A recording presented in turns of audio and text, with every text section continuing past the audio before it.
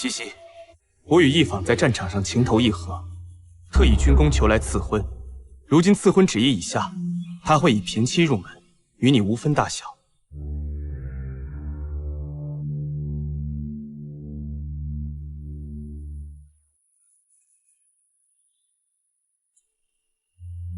夫君可曾记得，你答应过我，绝不纳妾。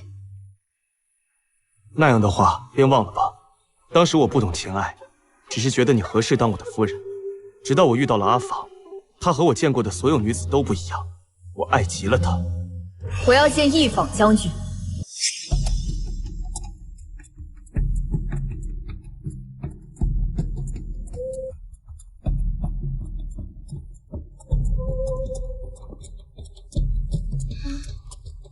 哇，他就是太后亲封的义坊将军吧？好帅啊！要是我也能这样就好了。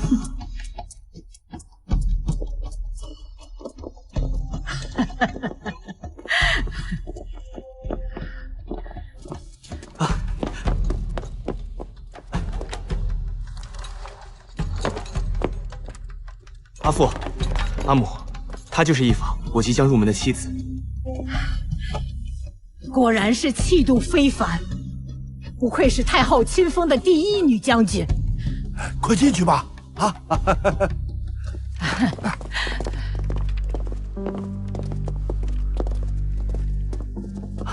一路上你累了吧？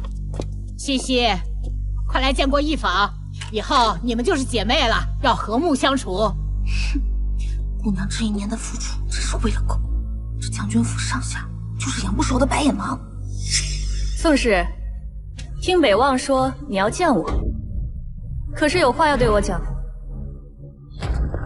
太后曾说，义坊将军是天下女子的表率，就想当面问一句：义将军可甘心为妾？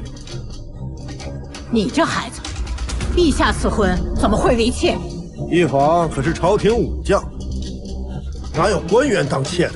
当然是平妻，无分大小。无分大小，我朝可有这样的规矩？西西啊，你素来懂事，既加入战家，就以战家为先。义坊此战立下的功劳比北望大，往后他们夫妻一心，夫妻一心，那便与我没什么干系了。宋氏，我最看不上的就是你这般内宅里的女子，我也不屑与你们内宅里的人纠缠。你若是识相的话，便与我和平共处，否则休怪我拿军规治你。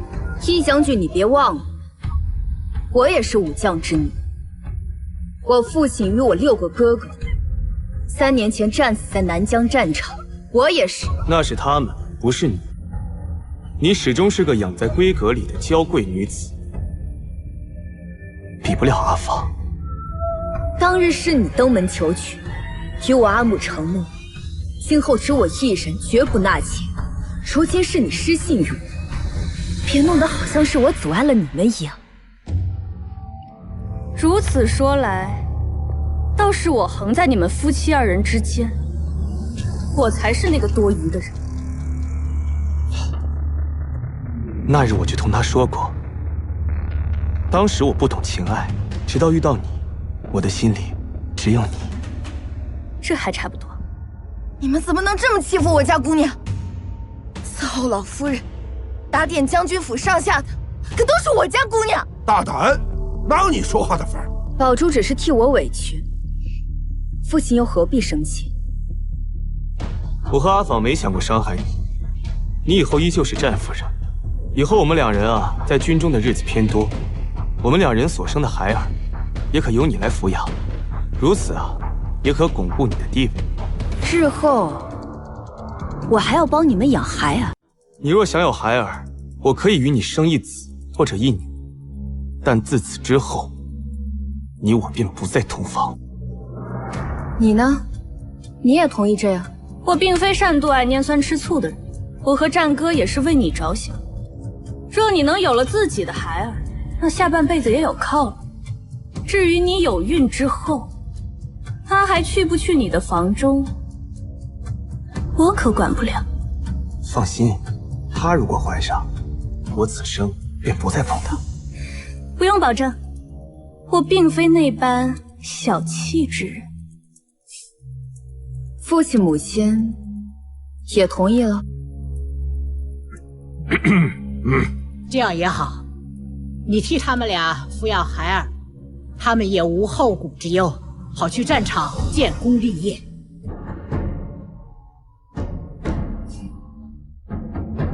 女子在世也是十分艰难，你们为何还要这样糟践女子？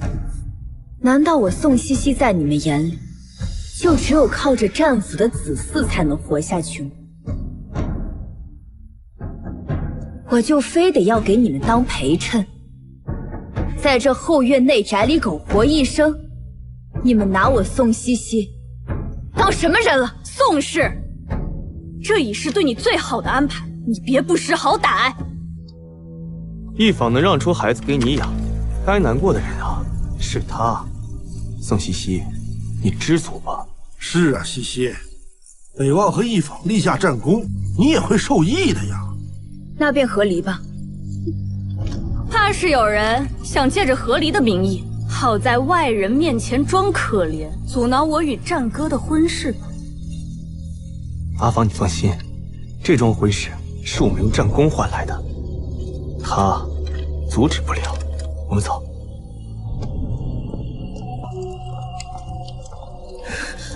姑娘，无碍。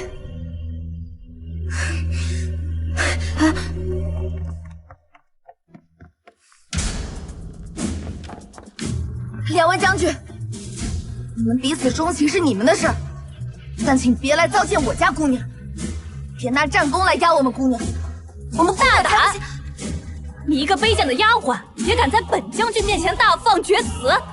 我一个卑贱丫鬟，上知礼仪廉耻，身为朝廷的女将军，却在战场上与别人的夫婿勾搭不清，如今还仗着军功欺负我家姑娘。这就是你养的丫鬟，没大没小。我的人也容得你随意打骂？岂有此理！岂有此理！宋茜茜，为了一个卑贱的丫鬟打你夫君，简直大逆不道！母亲，来人啊，快请丹神医！母亲可千万别动怒，毕竟昨日刚服了药，这药力也只能维持5天，5日之后，丹神医便不会再为你登门治病。你说什么？宋茜茜，竟然不让丹神医给我母亲治病，你心思怎能如此歹毒？夫君慎言，是丹神医自己说不会再来，他觉得替德行有亏的人治病会折寿。你这个毒妇，你是要害死我吗？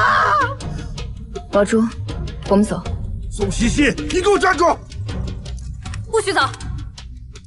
宋氏，你如此陷害婆母，就不怕外人说你不孝，不怕北望休妻吗？那便休了他，他所有的嫁妆都休想带走。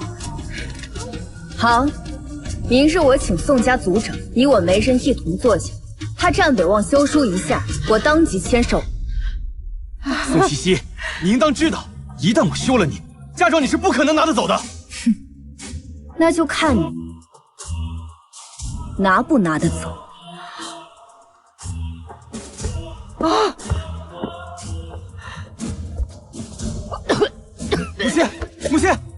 母亲，夫人，母亲，你怎么了？母亲，老夫人，母亲，你怎么样了，老夫人？姑娘，女子休妻可是带不走嫁妆的，你怎么能答应他们休妻啊？傻丫头，你家姑娘岂是他们能算计的？姑娘，莫不是有什么计策了？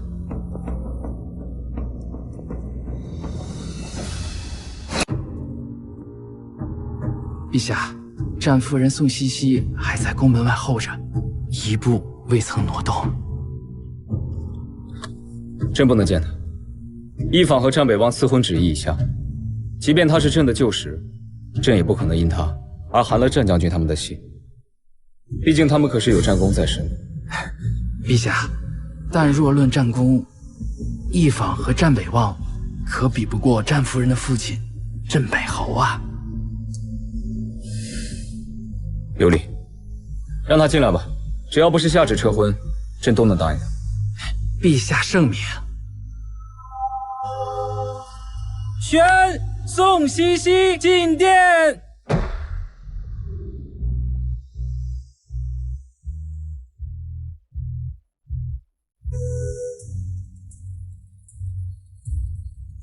臣女宋西西参见陛下。陛下，战将军和义将军以战功求了赐婚旨意，而今是我父兄的忌日，臣女也想以他们的军功求得一道圣旨。宋西西，朕不可能收回成命的，你死了这条心吗？求陛下降旨，准许臣女与战将军和离。和离？你不是让朕收回成命，而是和离。回陛下，侯府如今仅臣女一人，臣女的父兄一生光明磊落，铁骨铮铮，臣女也不想苟活在后院中将就一生。朕知道，你也是心仪战北王，就舍得。他既舍得了臣女，臣女也便舍得了他。你且回去吧，过几日旨意会下到将军府。那陛下可是同意？到时候你自然会知道。臣女领旨。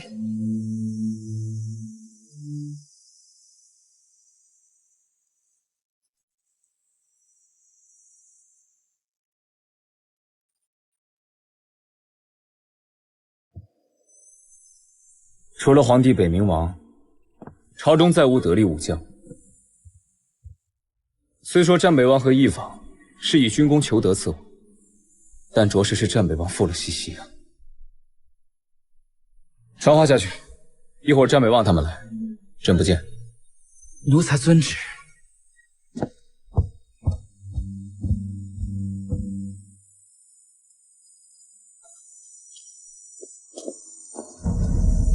二位将军请回吧，今日皇上确有不便。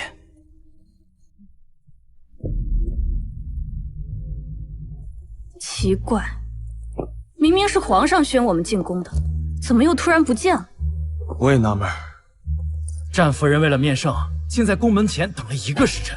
还用想？肯定是让皇上收回成命，阻止战将军和义将军的婚事。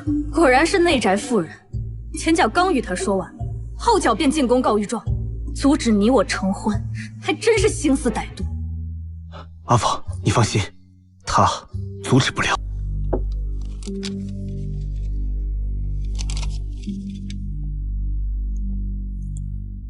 宋西西，你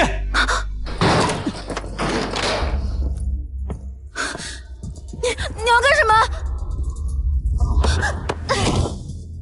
宝珠，你先退下吧。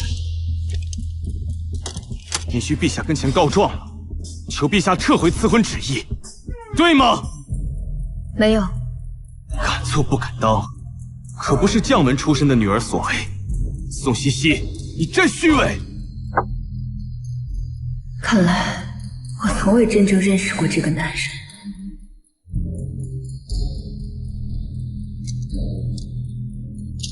陛下并未答应，你和他的婚事照旧。宋西西，想不到你竟如此恶毒。本来我还对明日的休妻之事心存愧疚，如今已荡然无存。活该你落得休妻的下场。宝珠，宋客，将军，请离开。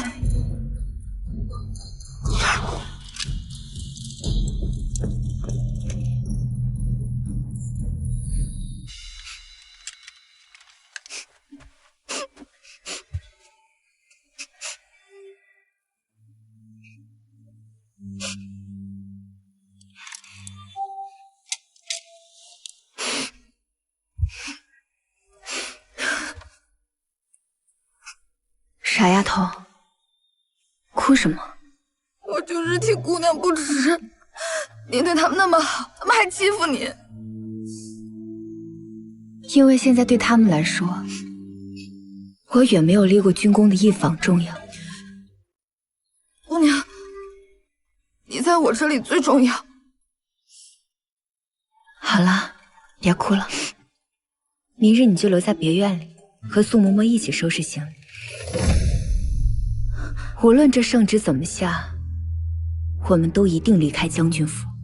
那姑娘只身去修七宴，岂不是会被他们欺负死？你呀，就这么不信你家姑娘？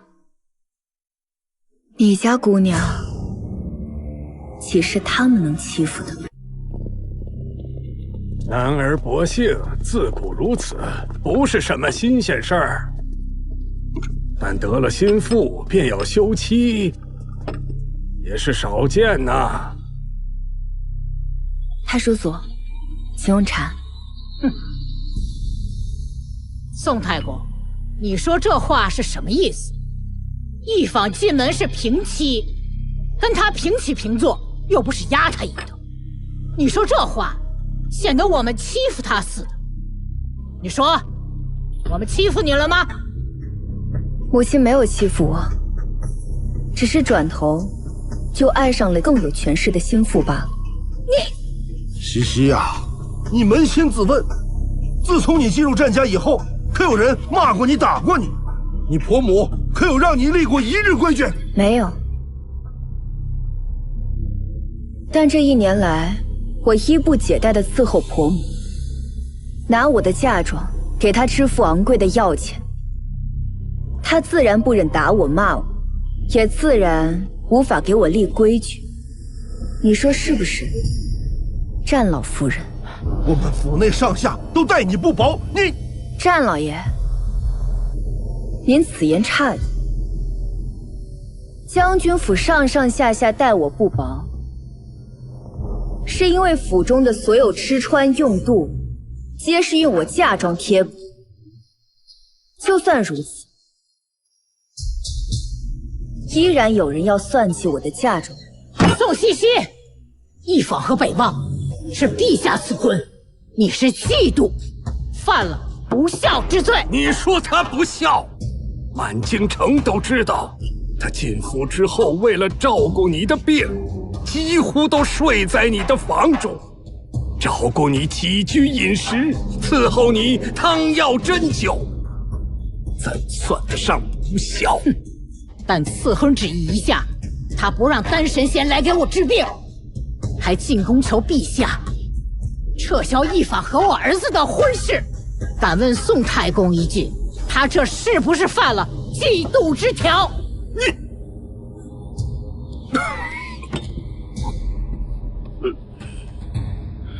休我同意。敢问战老夫人一句，我陪嫁过来的嫁妆？我们将军府不图你的嫁妆，但你是被休出去的，按照律例，你的嫁妆一文不给。我念你伺候我1年，嫁妆扣你70%，其余的你都带走。岂有此理！这还不叫图他的嫁妆？我看你们就是欺负他宋家无人了，就是想让那个女人当正妻，又图我西西的嫁妆，故意往西西的身上泼脏水。这要是传出去，将军府的脸还要不要了？太叔祖，您息怒。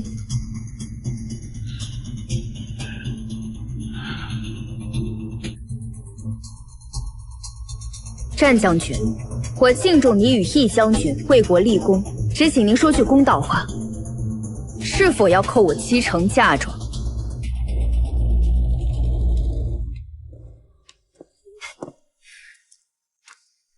战哥，你不带我逛逛这将军府？阿芳，我们不要宋西西的嫁妆，可好？可以啊，我知道你品行高洁，不屑用她的嫁妆。况且，这偌大的将军府还差他那点嫁妆吗？那他这一年贴补给将军府的，我到时也一并退还。贴补？他这一年来一直用嫁妆贴补将军府。母亲在吃丹神医的药，甚是名贵，将军府入不敷支。她嫁进来这一年，便贴补了些。那将军府岂不是只剩下一个空壳子了？是，但不要紧，我们冒尖出头了，以后俸银也好，赏赐也好，都不会少的。若是悉数退还嫁妆，岂不是会让人觉得你理亏？你的意思是？战哥，务必要扣下他一半的嫁妆。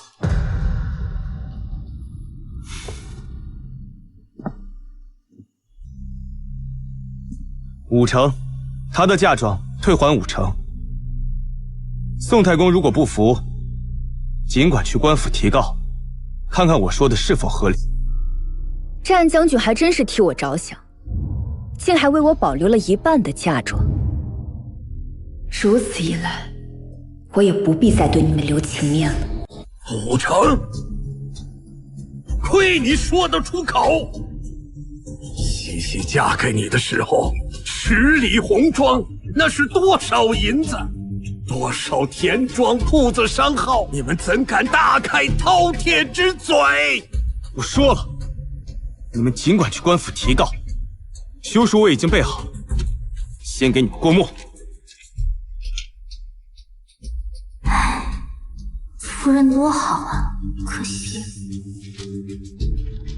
犯嫉妒之罪，故休书一封。希望你以后再嫁，不要像这样煽动手段，真诚待人，才会得到幸福。多谢将军教我做人，只是这休书还没官府盖章呢。我会亲自拿过去，嫁妆方面却已是厚待你。按照律法，被休出门者，嫁妆不可带走。希望你别怪我，这一切都是你咎由自取。我拿真心换回你们战家这样的回报，可不就是我咎由自取吗？宋西西，把嫁妆单子拿出来吧。北望愿意给你5成，那就按照嫁妆单子分了吧。你简直是岂有此理，欺人太甚！这就是我伺候了1年的婆母，我的消息全被当做了驴肝肺。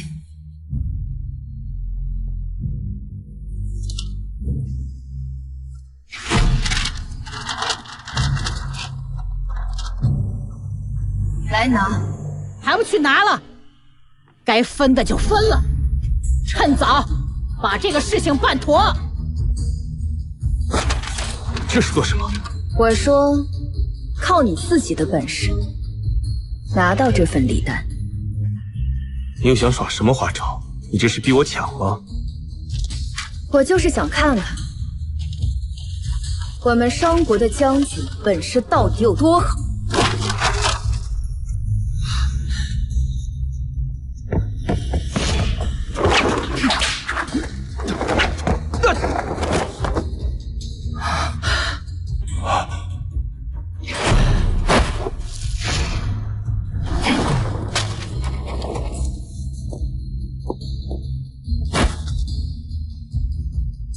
会武功？不算很会，但比你强。口出狂言！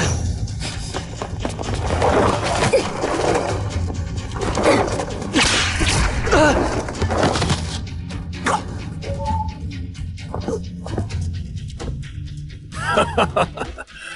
镇北侯府无弱女。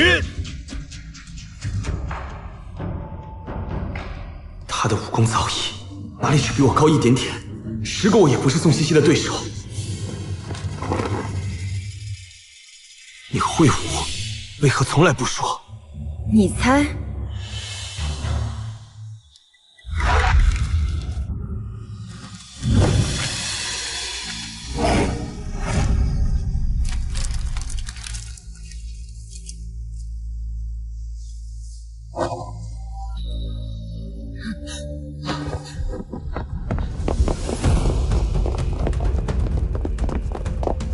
好啊！你毁了我的嫁妆单子，滚！你这个毒妇，给我滚出将军府！你觉得我要带走将军府的东西，有人能阻拦吗？你敢？你敢带走？我立马跑到官府提告，你是被休掉的。今天1文钱都别想带走！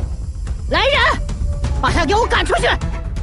这些东西都是陪嫁，一个都不许带走！慢着，圣旨到！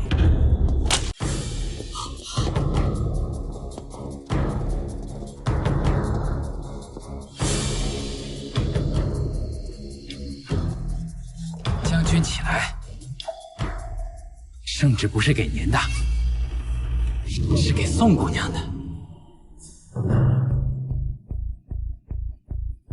定是陛下得知他反对赐婚，所以下旨训斥。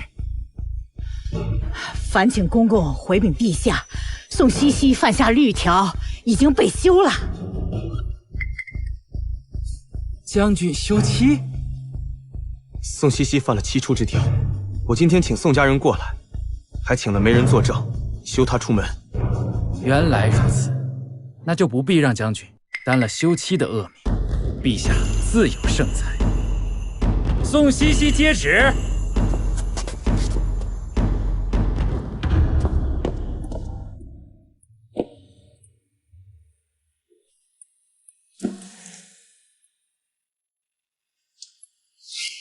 等我平安归来，定与夫人厮守一生。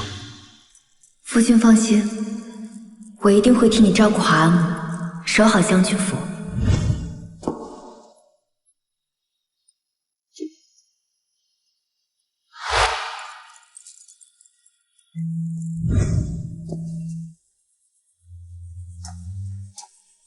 臣女宋西西接旨。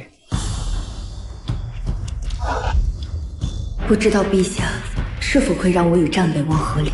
奉天承运，皇帝诏曰：镇北侯宋怀安立下赫赫战功，追封镇国公。镇国公世袭3代，念镇北侯一门男丁为守护我商国疆土，全部牺牲，仅有宋西西一女尚在，故宋西西的夫婿可世袭国公之位。阿父，阿兄，西西定会延续我镇北侯府的香火。陛下没有忘记镇北侯府一家人的牺牲啊！那要是没有休妻，北方是不是就可世袭国公之位了？是啊，夫人。令战北望赴约宋西西在先，宋西西请求和离有礼，朕予以恩准，从此两家再无关系，钦此。啊！什么？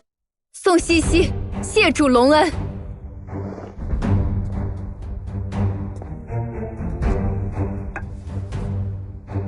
终于等来了。所以那日他进宫，并不是阻挠我和一坊成婚，而是为了请旨和离。姑娘，太后说您很久没去给他老人家请安了，他十分想念您，让您日后多进宫陪陪他老人家。是。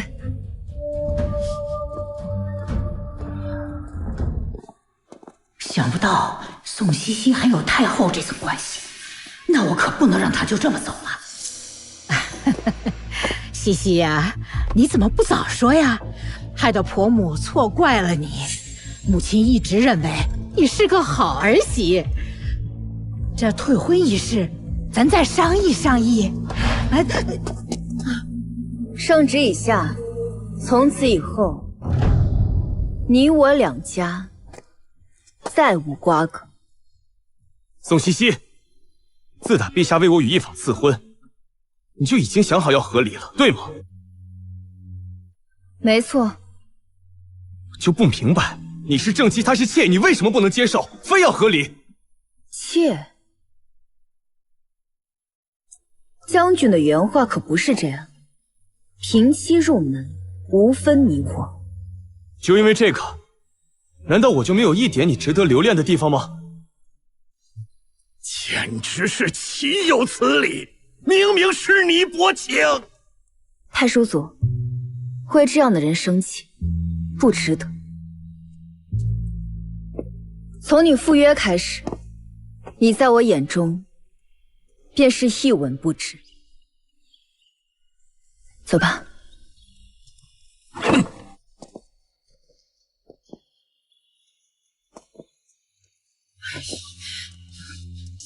都怪你！夫君放心，我一定会替你照顾好阿母，守好将军府，等夫君平安归来。我不会后悔的。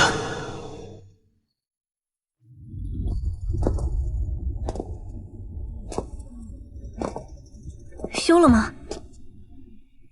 可扣下了他一半的嫁妆。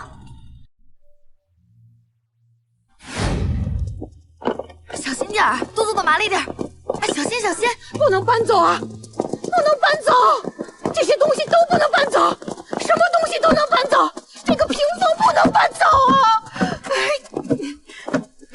还是劝老夫人快放手，这可是太后赐我的陪嫁，你觉得你们战家要得起吗？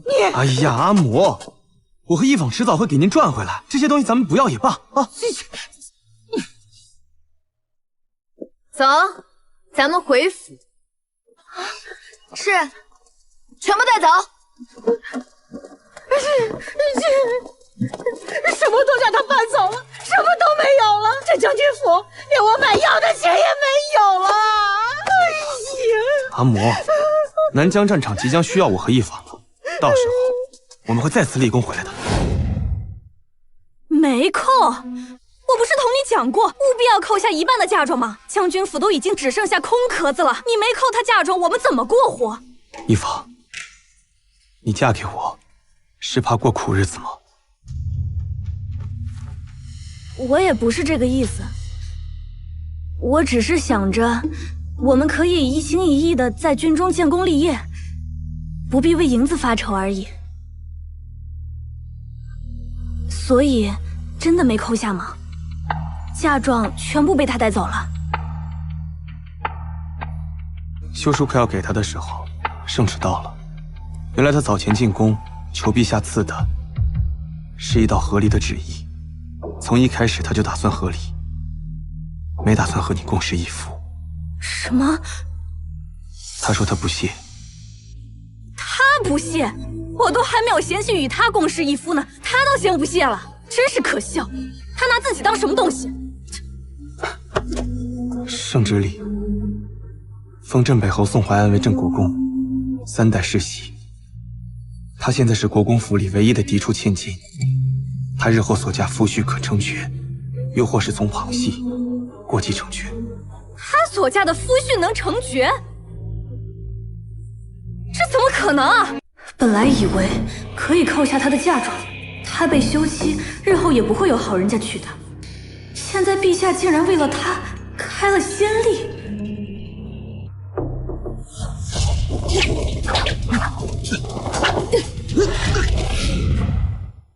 一坊，宋茜茜会武。会武？她一个内战女子，会武有什么稀奇？我说的是她会武功，我同她交过手，她现在的内力已经到达可以隔空震碎物品的程度。我不信！你说她会武已经够离谱了，竟然还说她可以隔空震碎物品，这世界上没有几个人能做到的，你也太夸张了。算了，我就知道你在骗我。战哥，我虽知将军府艰难，但你允诺我的聘金和聘礼可一样都不能少啊。他为何与从前不一样了？如今竟如此爱算计，难道是我的错觉？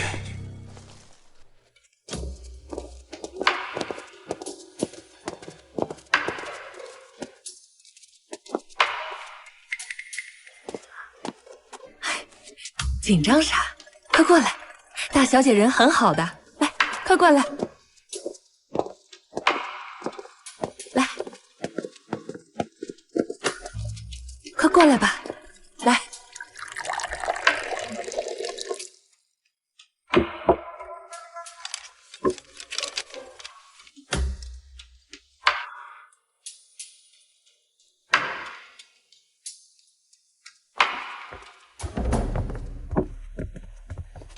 姑娘，这些都是牙行送来的，年纪有12岁到20岁的。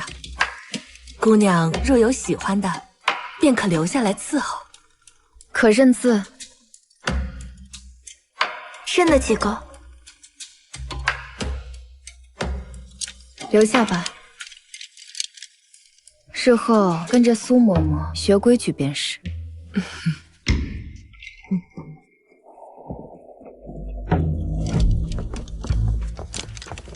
姑娘，明天就是将军府大婚，还给您递了宴帖。你说他们怎么这么无耻，扣不下您的嫁妆，还想再赚一笔彩礼钱？他们既然敢递，咱们怕什么？去便是。啊！大喜日子多喝点啊！干了，高兴来！真不贵啊！哎呀，买了！来！分好，海量啊！姑娘，好生奇怪。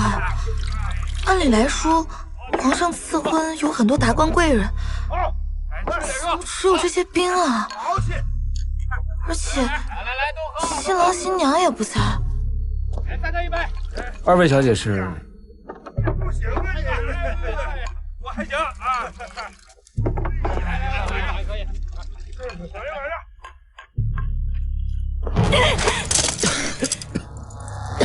哈姆，你若是不想帮我把婚事办得体面些，你便同我讲。现在倒好了，好好的一个喜宴都变成笑话了，就是因为席位不够，宾客全都走光了。你让我如何在朝为官啊？我也是按照宾客单子置办的呀。谁知道你请的都是粗鲁的士兵，这能怪我吗？我可是你婆母，这大婚当日，你竟敢对我大不敬啊！阿母啊，这事啊，确实是你欠考虑啊。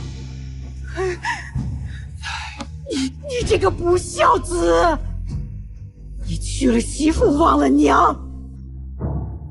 你知道这些酒席，还要这聘礼聘金，都是我卖了粮铺，借钱给你置办的吗？给我闭嘴！这大喜的日子也不怕人家笑话。不管怎么样，既然来了，就都是宾客，别的事明儿再说。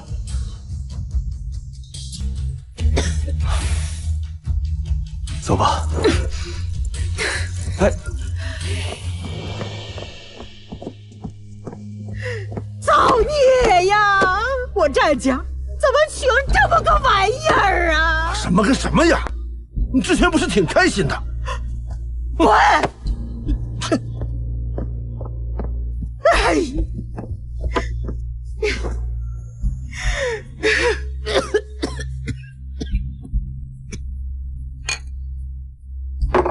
哎，没酒了，拿酒来，快点！就是啊，这还没喝痛快呢，没喝尽兴，老是没酒啊。这是几个意思？瞧不起咱们呀？就是，要不是当年我们跟着易将军屠了西京几个村，用西京战俘换了签约，他战北望能立功吗？刚刚还在嫌弃我们。小声点！当年咱们干的事儿，要是暴露出去，可是会掉脑袋的。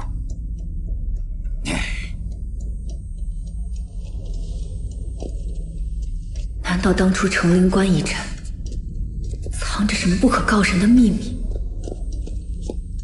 姑娘，按照你的吩咐，礼金已经交给他们了。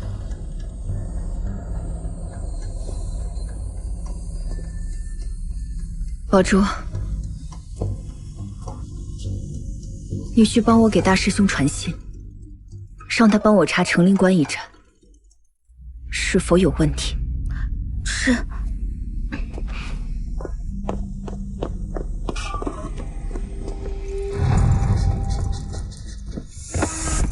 哟，这不是国公府嫡小姐吗？怎么，你还真敢来参加我和北望的婚事啊？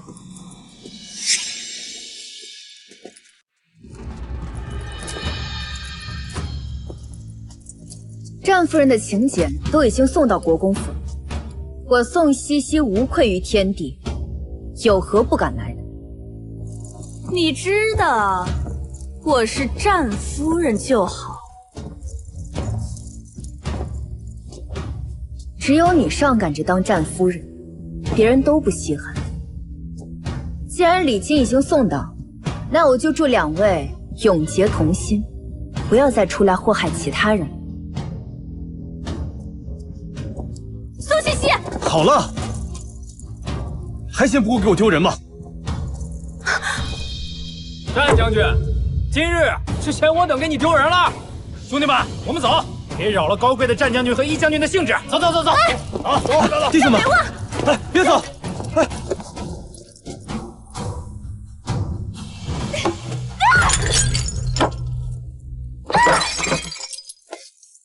战北望，你现在可高兴了？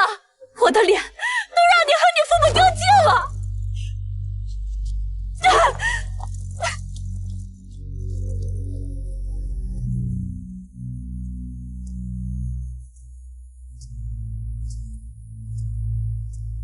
这就是我用战功求娶回来的女人。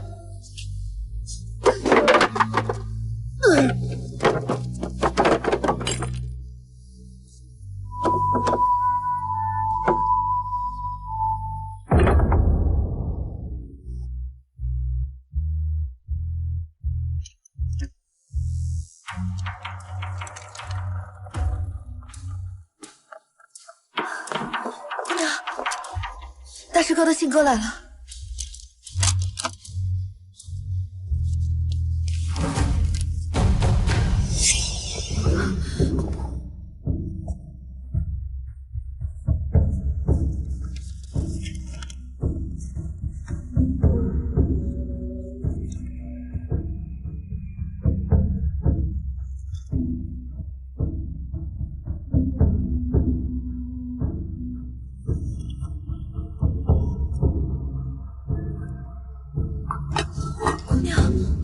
怎么了？叶枫杀了西京几个村的人，还违背了我商国与西京不杀无辜百姓的约定。西京人以为是我祖父作为主帅下的命令，所以他们把仇全都报在了我侯府老弱病孺身上。什么？我们侯府是因为一方才被灭了门？那一方还有什么脸面出现在姑娘面前？夫人死得太冤了。成陵关一战一定有问题。主帅明明是我祖父，可指挥作战却是一方和战北望。我一定要查清楚。姑娘，姑娘，姑娘急报！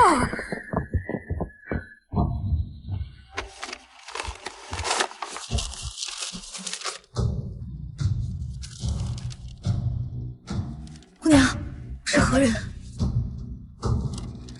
我师姐。她说西京已经派了30万兵马前往东辽国，要助东辽国攻打北冥王，吞下南京最后2城。可西京不是我们商国的盟友吗？那一方不就是靠着与西京签订和平合约，立下战功，才处处为难姑娘吗？可扭头为何去入东辽国，与我商国为敌呢？恐怕与一方屠村有关。那姑娘，您接下来打算怎么做？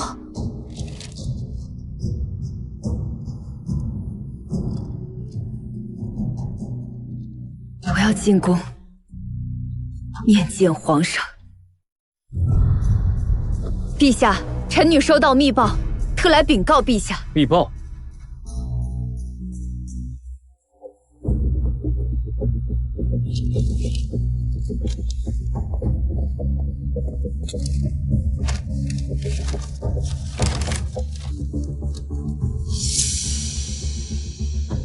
陛下，臣女师姐乃是万宗门旗下排名第1的暗探，她所言不会有假。臣女恳请陛下支派援军给南疆。荒谬！一派胡言！西京与我商国签下了互不干扰的合约，怎么可能与我商国的敌国联盟？臣女愿与项上人头担保，师姐所言句句属实。胡闹！如今镇国公府就剩你一个人，你要朕拿你的人头，是想让你们镇国公府满门灭绝吗？你伪造这个消息，让朕增派援兵，你是想让战北望和一坊再上南疆战场吗？战场凶险，你是不是盼着他们死在战场上？陛下，来人，送宋大姑娘回府，派人日夜轮守盯着，不许出府门半步。陛下，臣女绝对不会拿家国大事和儿女情仇牵挂，请陛下相信臣女。你父兄是顶天立地的大英雄，不要做些损害他们名声的阿杂事。朕可以给你尊荣，也可以收服。朕今日当你没来过，好自为之吧。看来我要亲自去南疆战场报信了。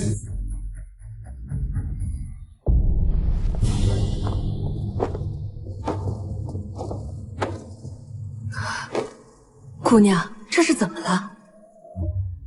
皇上现在每日派人监视我，可我有要紧的事情，必须要离府。我不在的日子里，国公府要像我在时一样运作，能瞒多久是多久。若是实在瞒不住，就告知皇上，等我回来后，再去向皇上请罪。姑娘想做什么就尽管去做，老奴会守着国公府。姑娘打算什么时候走啊？今晚就走。我离府并非难事，可我需要骑我桃花马，所以还得想个法子，把马运到别院去。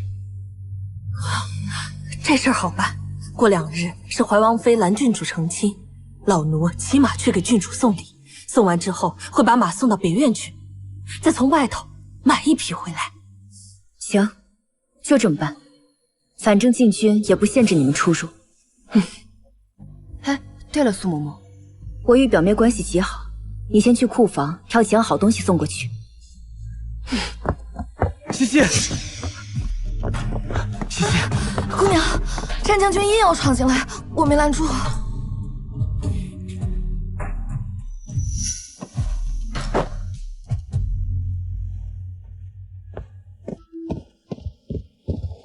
战将军，何事？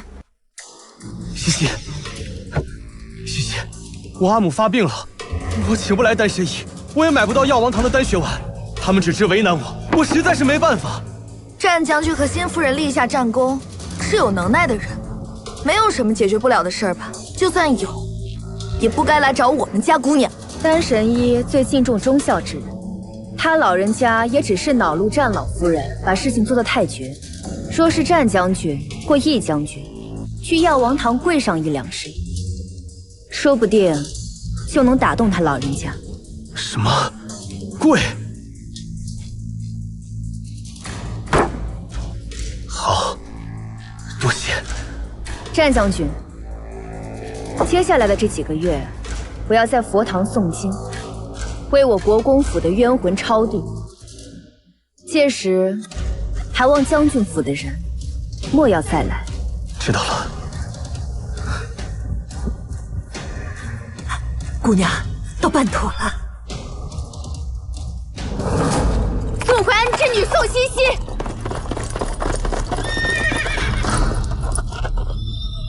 宋怀安之女宋茜茜有紧急军情，求见北冥王。你真的是宋将军的女儿？何人闯营？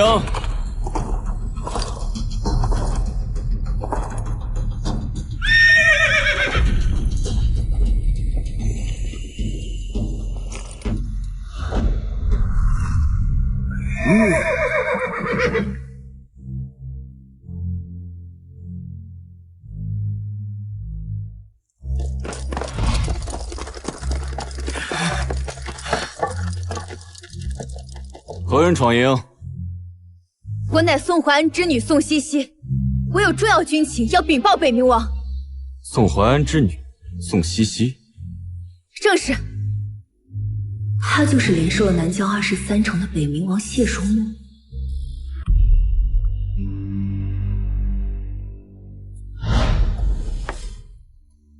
此番去战场，本王一定会亲自手人杀害镇北侯府的敌军首领，以此为聘，以匕首为信物，求娶茜茜。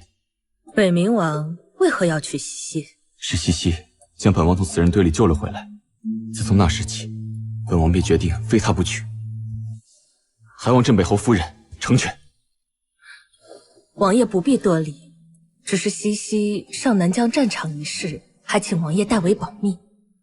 我不希望她功高盖主，只希望她觅得良婿，安稳一生。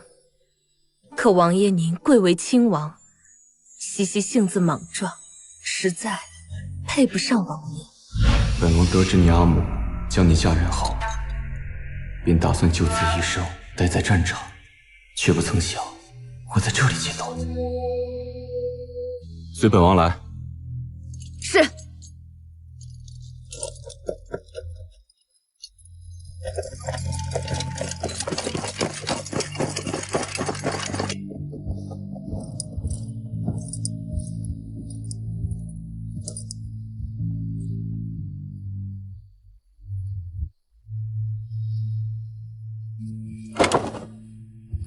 说吧，什么重要军情？启禀元帅，我二师姐在东辽国探得消息，西京统帅苏兰济已经率西京兵马约30万进了东辽国，换上了东辽国士兵的战甲，现在已经前往南疆战场。为何不直接禀报皇上？禀报了，但无凭无据，皇上不肯相信。元帅肯信我吗？你二师姐乃是万宗门的人，名叫平无宗，她是江湖上非常有名的暗探，她打听的消息一定不会有错。元帅怎会对万宗门如此了解？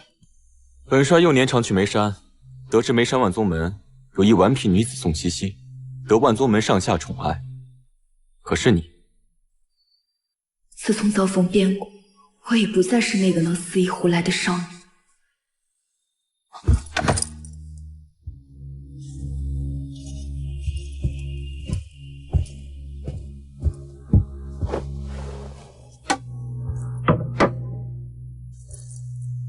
可是日夜兼程赶到的，用了几日赶到？无事，我还好，就是我的桃花马，怕是累坏了。回马北上。是。元帅，你不先想对策，或是派人火速传信回京，让皇上增派援兵？放心吧，援军没那么快到。要想扛过首战，就必须先要募兵，还要筹集粮草。你亲自前来南疆报信，这做法是对的，这样，本帅才有足够的时间想应对之策。你下去休息2天，之后再回京城去吧。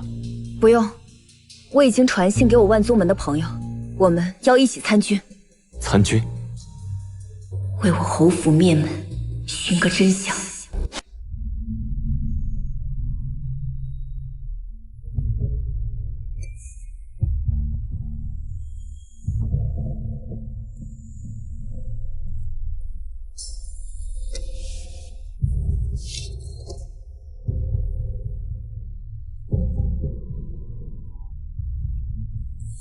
什么？30万西京大军与我敌国东辽20万大军联合，要攻北冥王，吞南疆最后2城。陛下，臣女师姐乃是万宗门旗下排行第1的暗探，她所言不会有假。臣女恳请陛下支派援军给南疆。荒谬！一派胡言！臣女愿以项上人头担保，师姐所言句句属实。没想到宋茜茜说的竟是真的，朕竟然还以为是他见不得镇北王和一坊成亲，怒斥了他一顿。皇上，如今派遣援兵，只怕是来不及了。这消息，我们的探子竟然没有探查出来，可见我兵部派遣在敌东辽国与西京的探子全部被杀了。皇上，皇上，战况紧急，请务必增派援军。我与战将军愿领援军前往南疆，必在西京大军抵达之前赶到南疆战场。一房，你怎么能保证我们能先于西京大军抵达战场？西京人已经出发超过10日，如今我们还未动身，就算日夜赶路，也未必能赶到。我知道你最近对我有所不满，但我会让你知道，娶了我是将军府的福气，是你的福气。他宋西西顶多能帮你孝顺孝顺婆母，但我能让你将军府一门重回巅峰。好端端的，你提他做什么？我提他就戳你肺管子了？难不成你们还要藕断丝连？我看他这一招是以退为进，勾引你去国公府找他吧。说了，我去国公府找他是想找他出面去请丹神医，不然母亲到现在都吃不上丹神医的药。那你可知皇上为何派禁军守着镇国公府，看着宋西西吗？想必是他跟皇上提了一些过分的要求吗？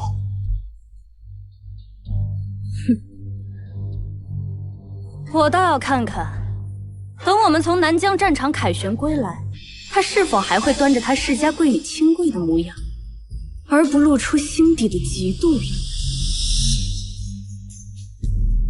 张国杰，西西，你杀了几个人？数到30个就没数。哎，馒头，你杀了几个人？我杀了50个。万子你呢？我杀了63个。可以呀。哎，棍儿，你呢？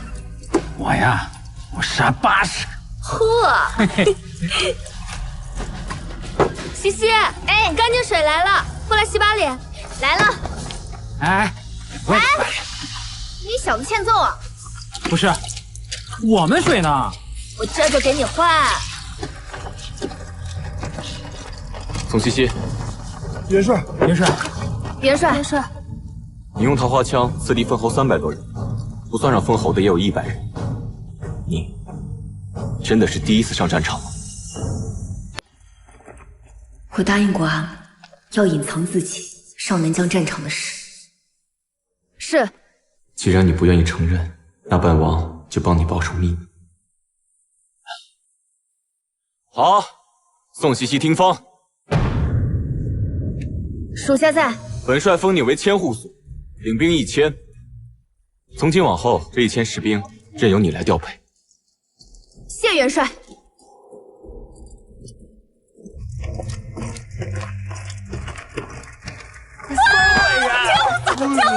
千户所300人，太厉害了！那恭喜啊！哎，行了，快收拾吧。千户所。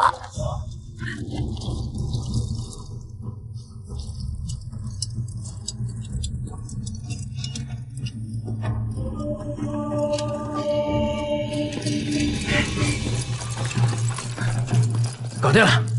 好样的！回营，走。好啊！将门无润，传朕旨意：宋西西攻下粮仓，又立战功，封为五品出售武德将军。一旦助北冥王拿下西蒙，收复南疆，升正4品明威将军。是。皇上不再怪罪宋姑娘私逃出府，报信了吧？哎，这次多亏宋西西前去报信，才能让皇帝早些做准备。等他回来，朕会重赏。反倒是这援军，至今还未赶到，距离一坊将军承诺的期限已过2个月。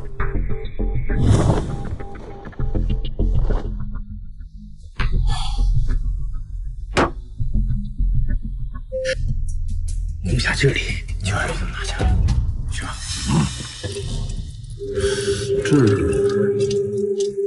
末将战北望，拜见元帅。末将一访，拜见元帅。这战北望行军速度实在是太慢。罢了，他立了大功，这面子还是要给的。你们终于来了。路遇山洪爆发，末将来迟，请元帅恕罪。天公不作美，与战将军、义将军无关。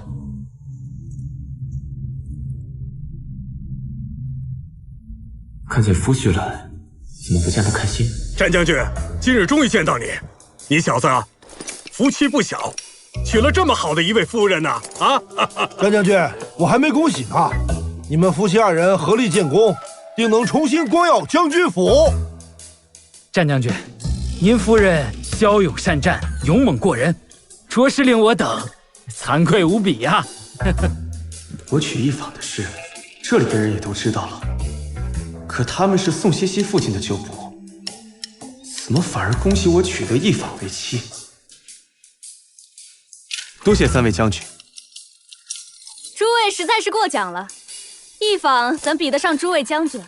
成灵关一劫只是侥幸，并非一坊多勇猛善战。这丫头，莫不是隐瞒了些什么？战北王夫人是宋西西，义将军怎么跑出来谦虚一番呀？义将军谦虚。哎呀，怎么还发呆呢？见到自己的媳妇儿也不知道上来问候一下。她受了伤，到现在还没好利索呢。你受伤了？我没受伤啊。哎，这……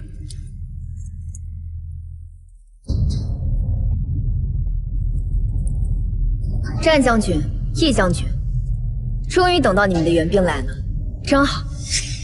宋西西，你怎么会在这里？所以，他们刚刚恭维的战夫人是宋西西，而不是我。原来宋姑娘也来了南疆战场，只是宋姑娘怎么不同大家解释一下，你与北望已经和离了呢？害得大家误会一场。和离？为什么要和离？回禀元帅，成灵关大捷之后，圣上便将我赐给战将军为平妻，只是宋姑娘容不下我，便请旨和离了。明明是你们二人以战功求得皇上赐婚，我求一纸和离的，无非是成全你们罢了。什么狗屁！立下战功不惠及妻子家人，却用来求娶另外的女人。战北望，你这是薄情寡性，不经汉。望宋夫人如此看好你，把西西许配给你，你却不知珍惜，你惹得宋夫人多伤心呐！这是我们的私事，你凭什么打人啊？哼！他让宋夫人伤心难过，本将就打他。若有不服，打回来啊！别他娘像个废物似的，躲在女人的身后，让女人给你出头。宋夫人已经死了，除了宋西西，宋家其他人也全都死了。怎么，连这他都没跟你们说啊？什么？宋西西，你到底为什么来这个战场？难道是想让你父亲的旧部替你出头吗？怎么回事？1年前，西京潜伏在京城的探子全部出土，我府中除了随我嫁到将军府的人之外，全部死了。宋西西，你就是一个只会算计的内宅妇人，从未领兵打仗。如今你不仅来了战场，还隐瞒了自己的和离之事，你到底想干什么？够了！你们二人带了多少兵马？如数报来。回禀元帅，末将带来10万精军，1万神火营将士，1万5玄甲军。好，宋将军，这1万5玄甲军归你统管，神火营归方将军统领。今晚安置在城外营地，明日起各自练兵。是。宋将军，你是说他宋西西，他凭什么是将军啊？战将军，若是不想你夫人丢尽脸面，还是趁早把她带走吧。哼，宋西西，我看丢尽脸面的是你吧？你有什么资格统领今日的玄甲军啊？宋将军参与5场战役，斩杀敌人无数。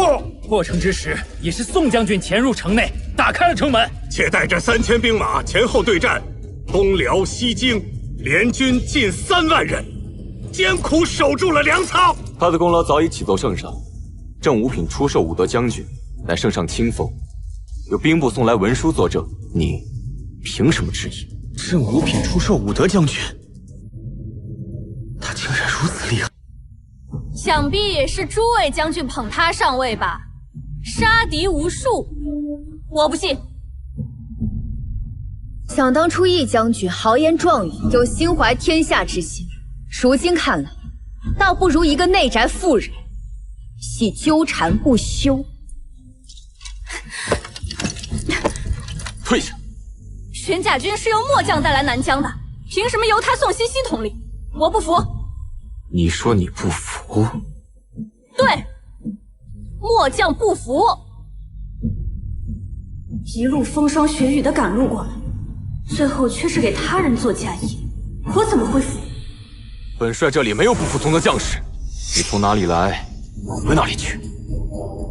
元帅，我们听从安排，援兵至南疆，便是听从元帅调配的。我们夫妇2人也是任由元帅调派。你们自然任由本帅调配，难不成还想凌驾本帅之上？不敢。元帅也太小瞧我们夫妇2人了吧？成灵关，我们可是立了大功的。这里谁没有立过大功？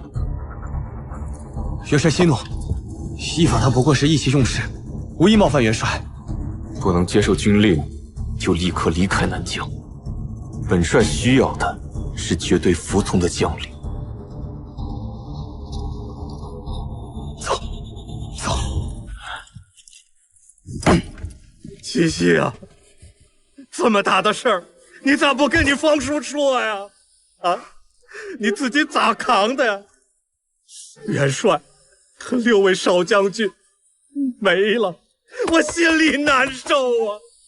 现在夫人、少夫人还小公子都没了，你一个人咋扛啊？快起来！诸位将军先出去吧，本帅有话与宋将军说。是。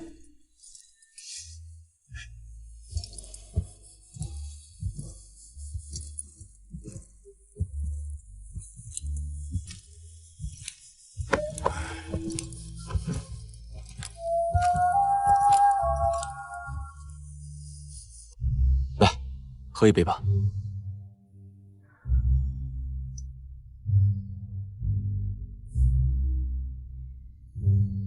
本以为父兄牺牲已经是你最大的悲剧，没想到满门被屠，父婿还未被食言领取，这段日子你到底是怎么熬过来的？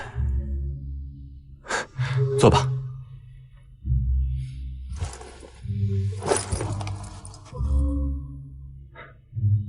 冷静点没？跟我说说。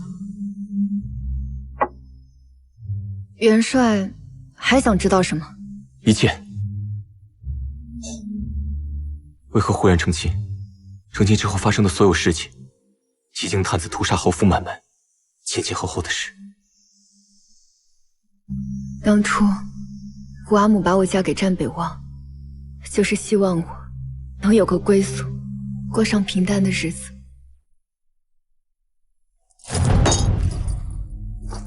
欺人太甚！他们将军府的人竟敢如此欺负你，委屈你。我没有觉得委屈。我若是对战北望有情意，自然是委屈。可我没有。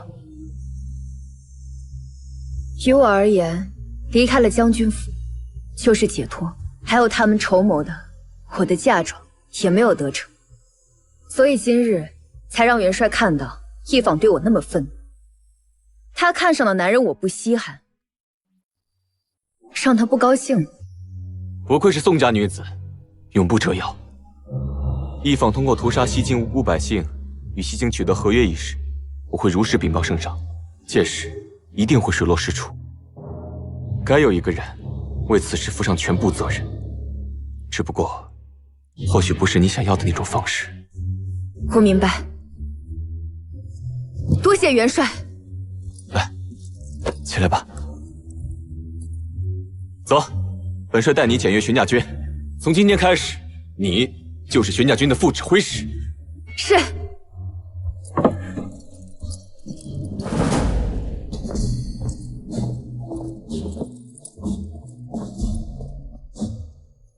弟兄们，从今日开始，宋将军就是你们的副指挥使。今后在南疆战场上，你们都听从他的调配。他让你们冲锋杀敌，你们就上。任何人不得违抗军令。是。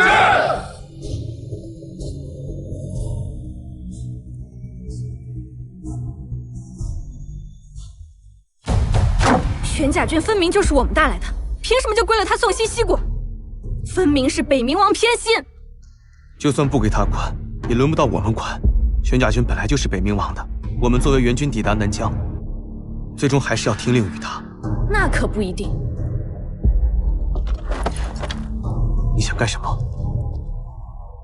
你不要跟底下的人说，这是扰乱军心。或许乱上一乱，就能露出他无能的真面目呢。一房，我警告你，你若是在军中胡说，等待你的就是军法处置。成陵关一战，我乃首功，我还是伤国的第1女将军，没有大错，谁敢对我军法处置？你一直都不愿告诉我，当初成陵关一战，我负责带兵烧粮仓，你是如何使得西京元帅苏兰基同你签下合约的？我不都跟你讲过了吗？当时我就是四处宣扬北冥王在南疆已经取得胜利，即将奔赴成陵关战场，再加上他们粮仓被烧，许是军心一乱，然后就投降了。为什么我总觉得成陵关大捷有问题？宋西西，我定要你身败名裂。他如果要吃父兄的军功，留在京城当个大小姐，享他的荣华富贵便是。为何要与我们在战场上抢军功？闪开！可不是嘛！我们一坊将军在成陵关定了乾坤，所带兵士不过300余人。要是如此，这才成了5品的将军，那被北冥王托举上去的宋西西比他还要高一些。就是。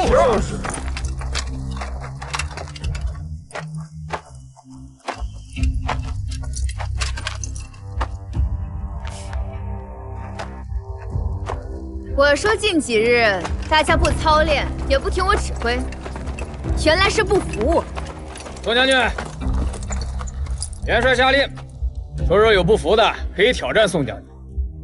如果能从宋将军手下走满3招，便可免罪。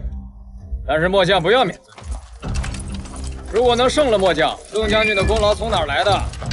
末将从此不再多言一句。李少尉，我们支持你，支持你，支持你。西西，揍他！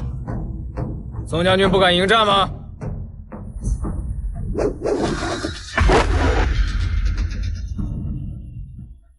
只要打赢你。没错。若能胜了末将，末将便誓死追随，绝不食言。对，我们支持你，让他吃父兄的军功，才这么士兵上位。何其艰难！他一介女流，居然用虚假的军功糊弄我们玄甲军，我们都不服。小伟，你说什么呢？你干嘛？把嘴闭上！怎么了？把嘴闭上！宋将军听到了吗？既然毕校尉诚信邀约，我也就不推辞。请吧。校尉闭上！闭上！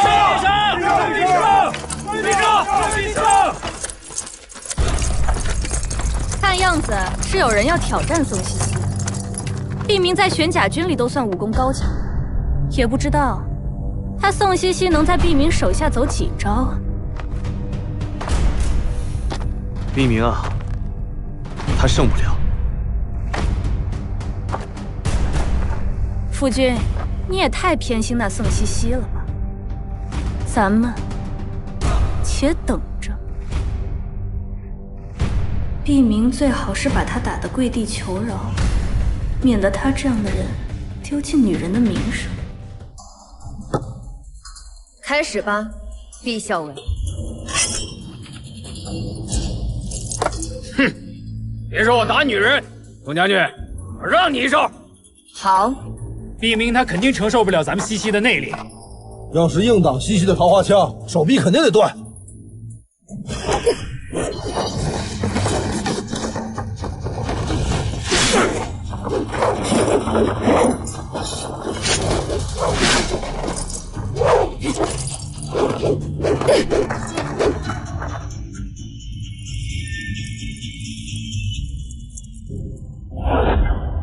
想不到他这看似棉花一般软弱无力的出手，竟是藏着乾坤的袖手。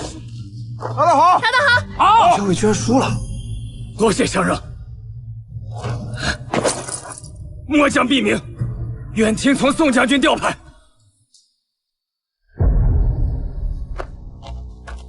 就这样，这也太敷衍了。这毕明是北冥王安排的吧？站在那里不躲不闪，被他刺了一下就算胜了，还是一招制胜。这玄甲军呀，都听北冥王的，北冥王要他们臣服谁，他们便臣服谁，那又何必做这样一场戏，拿将士们都当猴耍呢？难不成宋西西就只会那几招，没别的本事了？我去挑战他。别去，宋西西统领的是玄甲军，又不是其他的兵。再说你要是打赢了，这北冥王和玄甲军面子上挂不住。大战当前，我们不能挑起内战，让军心不稳。那又如何？这军心又不是我扰的，是他宋西西与北冥王私相授受。你还想不想要立军功了？此战的元帅是北冥王，此战最后如何是他上奏的。若得罪了他，你想过后果吗？到时候咱们一点军功都捞不着，还落个扰乱军心的罪名。那怎么办？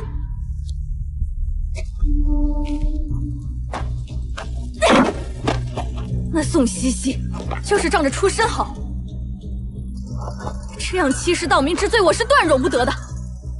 等到了上战场那日，他若是不上，我也是要逼着他上的。既然北冥王想要重振宋家的荣耀，宋西西肯定是要上一上战场的，到时会有很多人护着他。上了战场，生死难料。若是那15000玄甲军都只护他宋西西一人，或是为他一人积累军功，那等日后回到朝廷，我必要报奏圣上，好让满朝文武都知道，他宋西西是如何败坏宋淮安大将军的威名的。哎呀，这有些人呢，面子功夫好歹做足些呀。宋家军的威名都被你丢尽了。我宋家军的威名跟你有何关系？你还在这装什么清高呢？我都已经看见了，把玄甲军交由你统领，不过是北冥王一句话的事，何必还要毕明出来陪你做一场戏？你以为这样其他士兵就能心服口服吗？真是把所有人都当瞎子。你说的没错，不是所有人都是瞎子，有些事情骗得了一时，骗不了一世。你什么意思？没什么意思。我不管你什么意思，但这里是战场，玄甲军是精锐，不是用来给你赚军功的。马上回京去，别在这里捣乱。我知道，你不过是想证明你比我厉害，可你凭的是自己的本事吗？这军中啊，无人会服你的，大家都拿你当个笑话。我成为笑话，不全赖你散播谣言，也是真相吗？不行，玄甲军不是用来保护他的，我一定要从北冥王那里夺回玄甲军。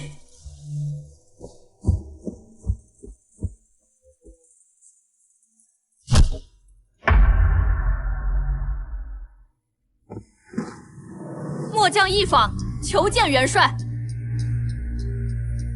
进来。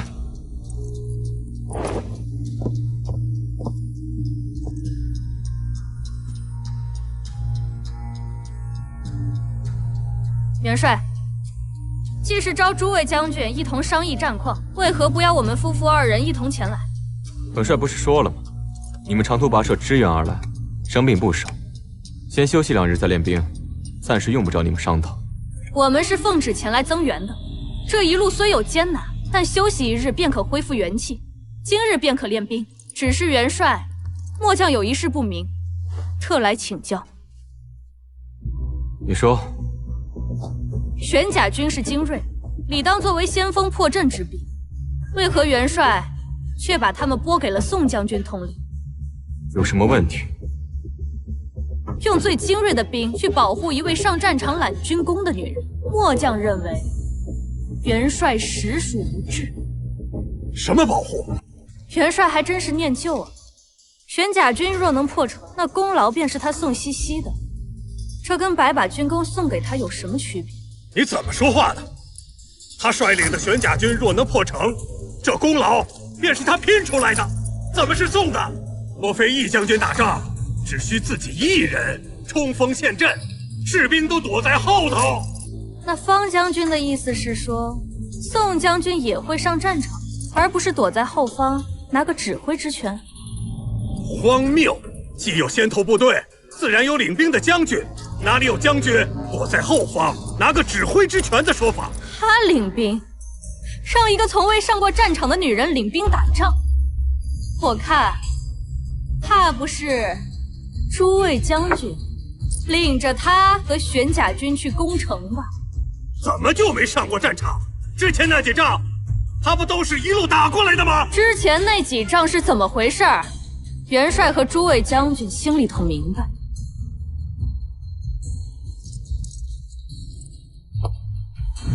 末将一访，请求领玄甲军攻城。如若元帅非要宋西西领兵的话，那末将愿挑战宋西西。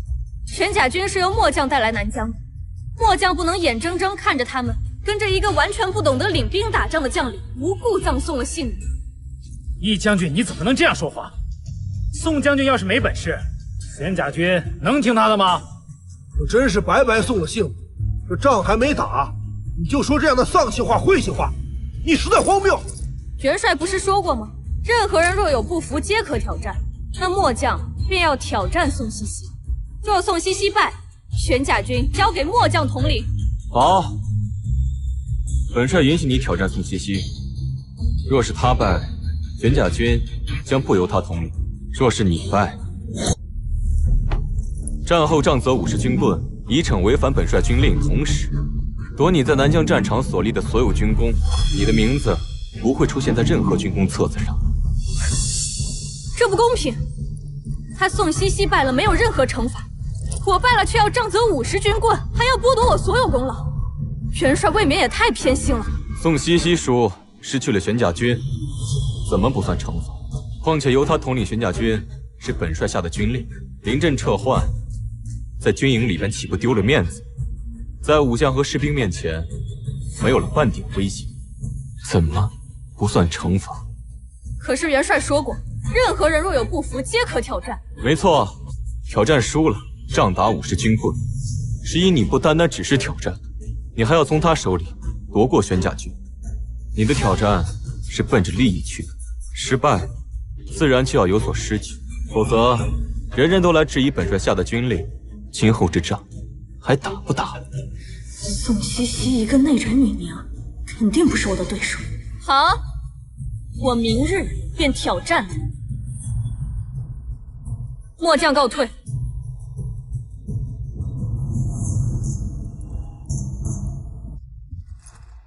元帅，玄甲军已经交给宋将军统领，为何要准许易将军的请求呢？如今援军里面闹事的人虽然没了，但依旧私下议论纷纷，说宋将军德不配位。如果宋将军输了，宋将军不会输。既然援军里依然有对宋将军不满的人，再者有人想要自取其辱，要犯楚，那就成全他，谁都不要阻碍他。哎，阿房，怎么赌得如此之大？宋西西武功不低，哪怕只是几招也足够胜你。我亲自见过他的武功，一房，千万不要意气用事。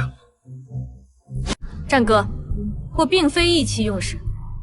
今日我所争夺的，不单单是领兵之将，还有玄甲军日后的统领权。南疆之战之后，国内将几年无战事，你我若无官职，可如何是好？可是我们这战士立功，一旦输了，功劳全无，还要被罚军冠。一旦在军中被杖责，便再无武将之位，以后还如何领职？输给他，你也太小瞧我了。哎，凡事都有个万一，你一旦输了，便什么都没有。你甘心只留在内宅当个娘子吗？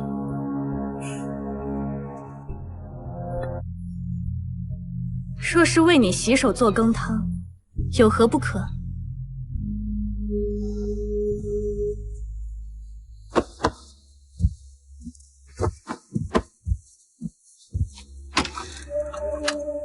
但我必定是不会输的。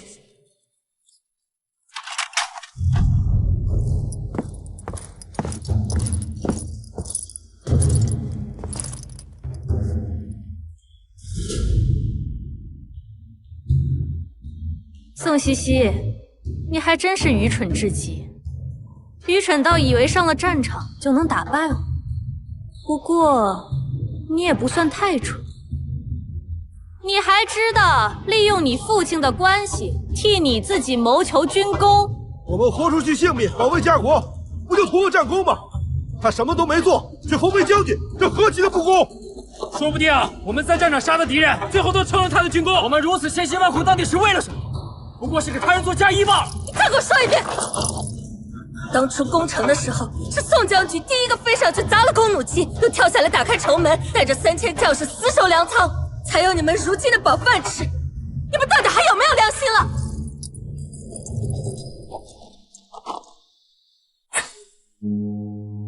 若不是你，我侯府满门就不会死。宋茜茜，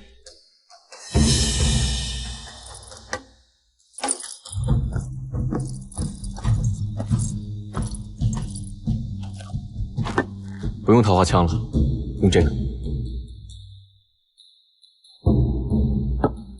是。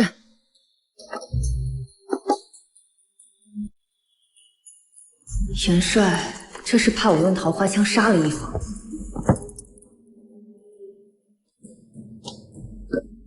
用木棍？你既然如此自信，那就休怪我手下不留情了。一坊不能输，一旦一坊输了，那么他即便是在南疆战场上拼了全力，也不可能得到一点军功，还要挨50军棍。一坊沉着应战！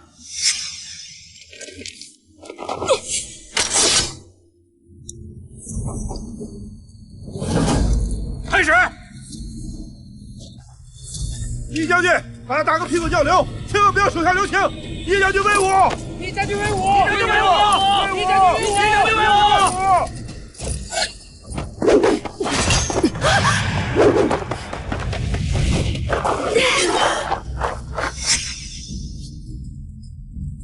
这木棍，只怕不是木棍吧？看来元帅是给你挑了最坚硬的武器，还不如换回他的长枪，我还以为是多厉害，竟然这么糊弄人！这不公平！对，不公平！不公平！不公平！不公平！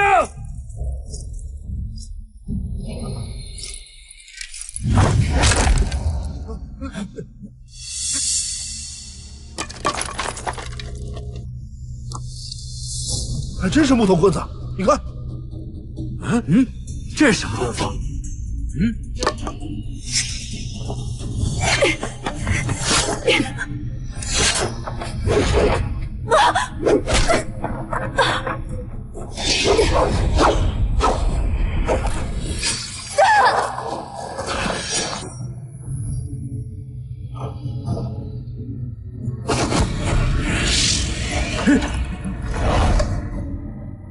这是什么功夫？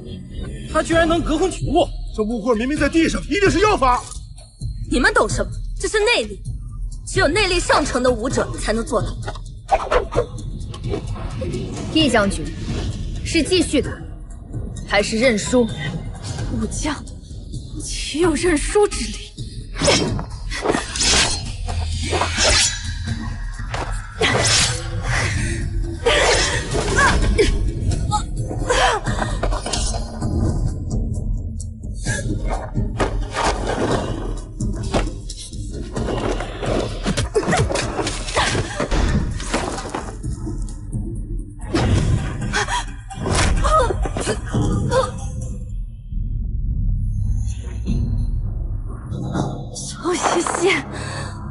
么会有如此厉害的武功？一芳，你没事吧？战哥，我没有输。我要是有他那般的出身，我也是不会输的。打得真好，打死他！打得真好。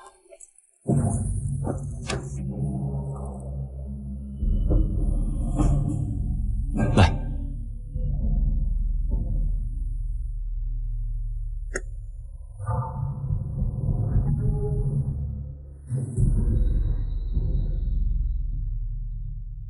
一方本质清简，我竟因为他蒙蔽了双眼，忘记了西西的好。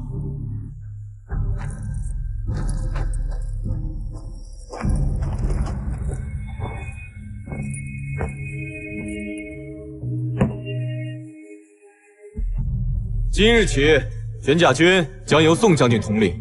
至于易将军违背军令，战后再行惩处。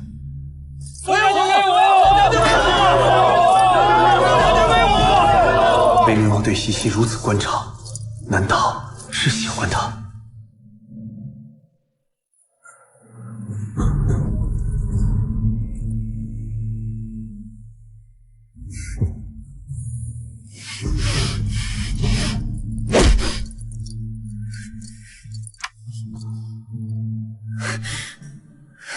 想杀了他？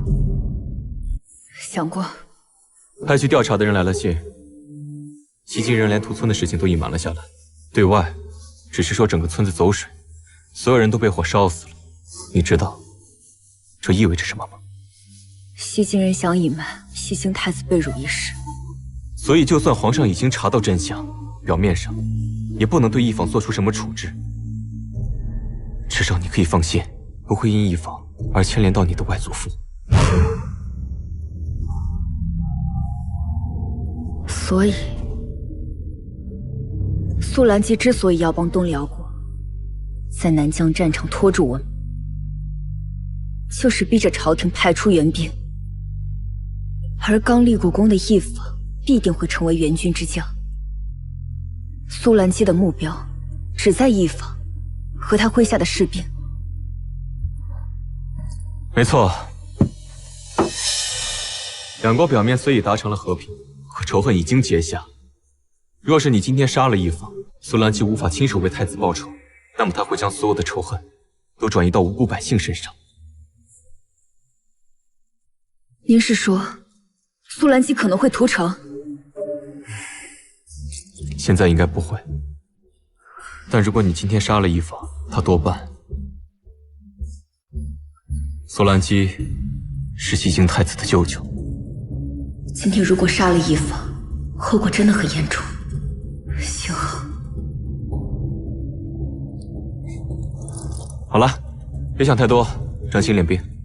等到攻城之时，苏兰姬一定会追着一坊打。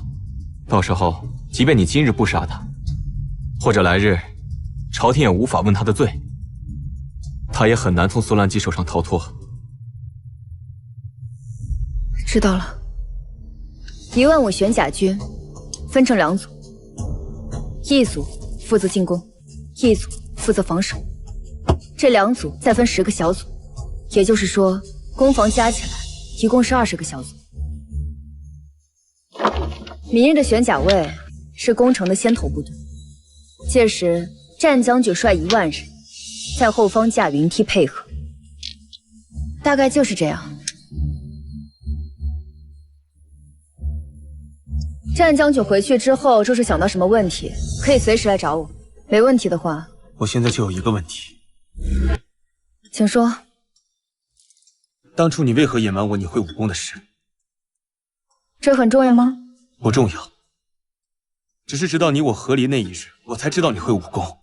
我疑惑的是，你既然懂得兵论战术，武功又如此高强，为何不去军中继续发展你宋家的势力，而要选择下嫁给我？嫁你，无非是遵从母命罢了。那你可曾真正的喜欢过我吗？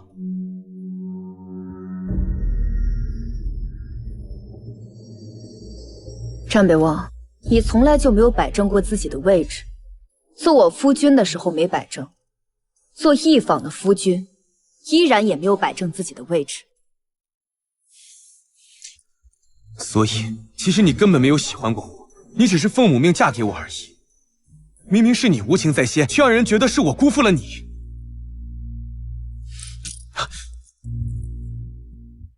宋茜茜，你把话给我说清楚。宋茜茜，你跟我夫君在一起干什么呢？你的夫人，你自己解释。宋茜茜，闹够了没有？明日攻城，我只是与他商议。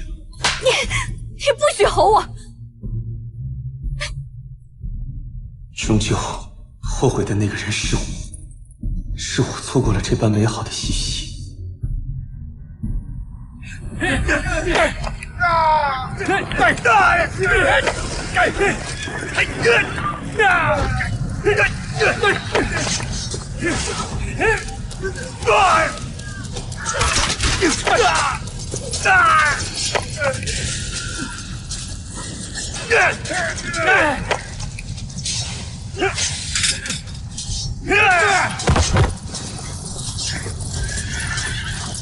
元帅，宋将军，这些弓箭手交给你。万子，我们走。此剑，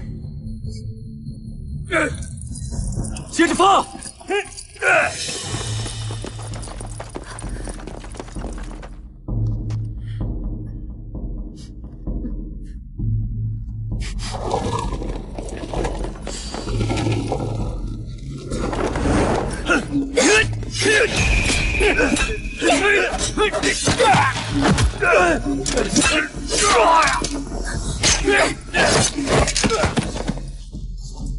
攻城手上！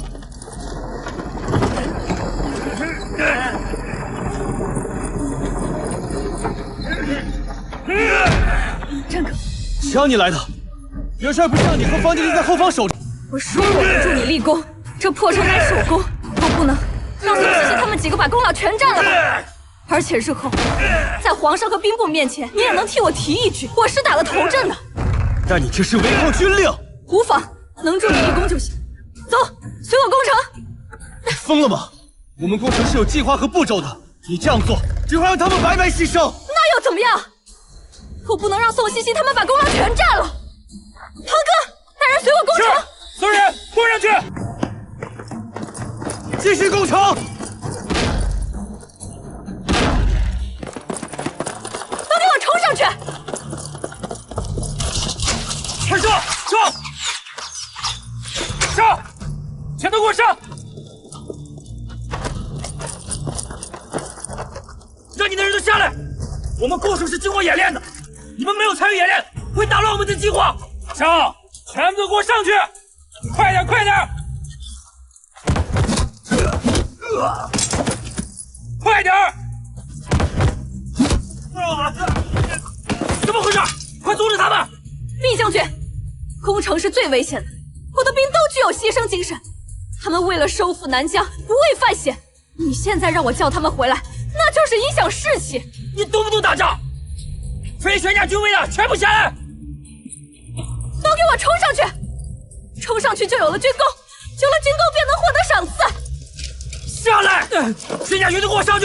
把非玄甲军的都撤下来！你要干什么？我在救你的命！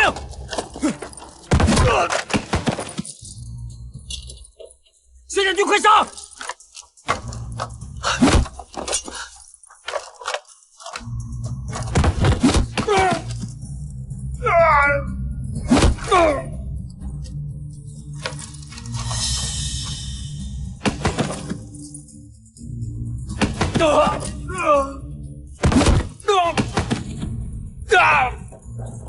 疯了！你害死他们了！我也都是为了帮你啊！而且他们既然上了战场，那就做好了牺牲的准备。他们就算死了，朝廷也会抚恤他们的家人。我有什么错？他们用不着牺牲。玄甲军主力攻城，我们辅助。你就算跟着我，你也可以让他们去装石头，而不是让他们去送死。哭，就知道哭，滚一边哭去！战哥，你会后悔。我一定要抢走宋茜茜的功劳。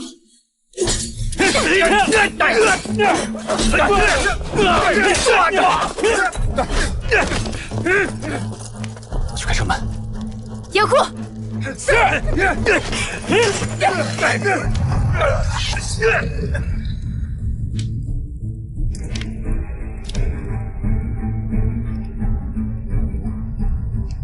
冲！是。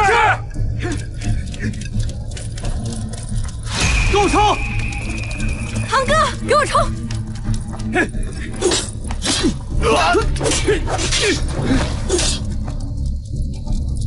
叶芳，回来！敌军还有车推号角，这往下击杀，这不是逃跑是诱敌，而且看长相，那些是西京人。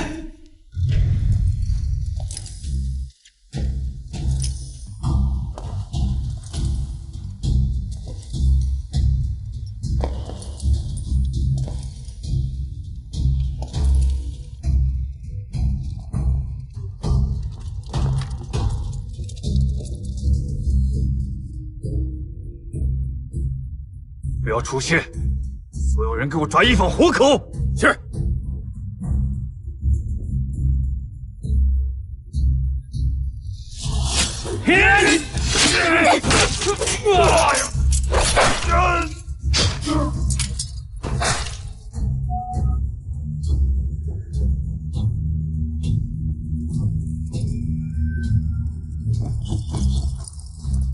撤！肯定有问题，给我追！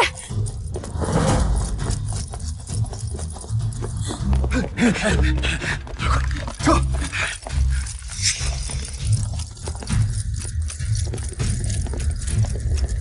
鱼儿上钩，传令下去，西京全军撤出南疆。是。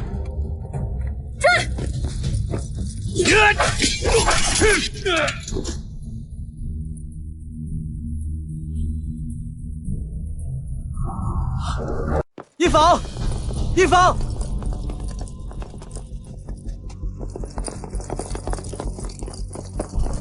田帅，田帅，是否要追过去，防止他们屠杀平民？苏兰奇不会，但是维克多，这样，宋将军，你带着徐大军一路杀出去。是，走！弟兄们，上！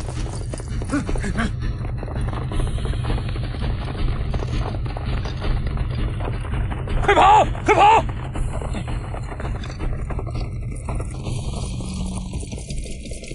一坊，前面就是边界了，还追吗？追！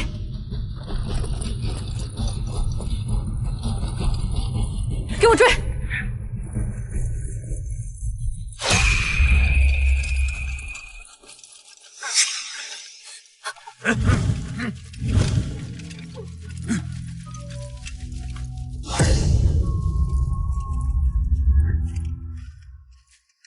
活捉那个女的！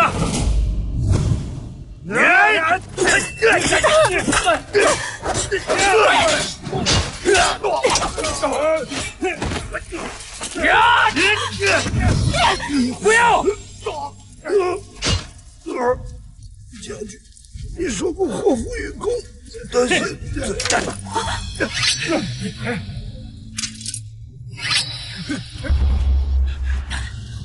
一坊，你终于落到本帅手里了。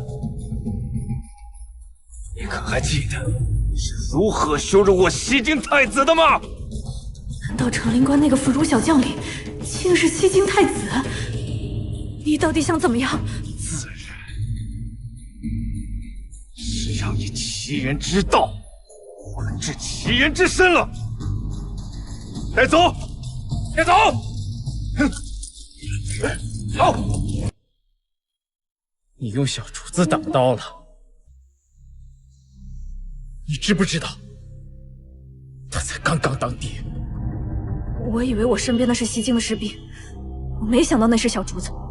虚伪！敌人怎么会在你的身边？你讲假话也不讲得好一点呢。够了！现在大家都是敌人的战俘，我们屠过西京人的村子，他们不会轻易放过我们的。与其在这里骂我、不如想想怎么脱身。屠村是你下的命令，是你说有将领藏在军民里，是你说有士兵伪装成百姓，是你下令的杀无赦。我只是让你们杀几个人，把将领逼出来而已，也没有让你杀那么多人。易将军，没有你的命令，我们怎敢屠村？是啊，是你说西京人屠杀我们的百姓，所以才让我们屠村为百姓报仇的。结果后来才知道，他们根本没有屠杀过我们百姓。如果易将军真这么心安理得，又怎会让我们闭嘴？你难道不知道自己在杀良冒功？还想不承认？敢做不敢当，孬种！连宋将军的一根手指头都比不过。什么杀良冒功？战争本来就是残酷的，我们的百姓难道就没有因为战争死过吗？再说了，他们西京人算什么无辜良民？他们与我们几十年的边线之争，起过多少干戈？是我平定了战争，也是我签订了和平的条约。死了几个百姓，他们能换来两国的和平，那是他们死得其所。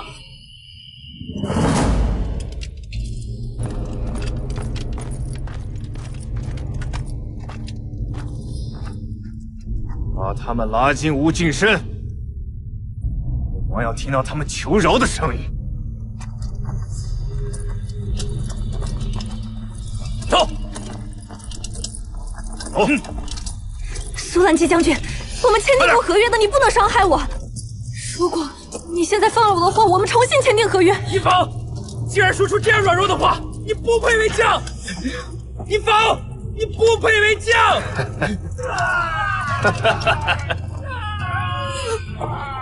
苏将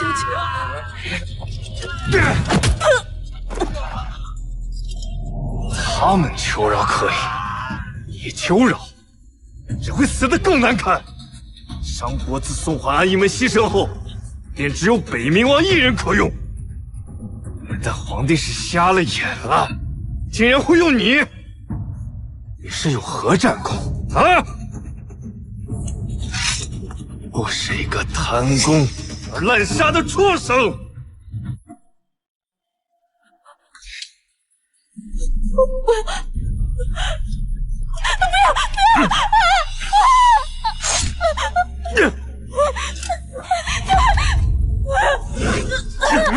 跑！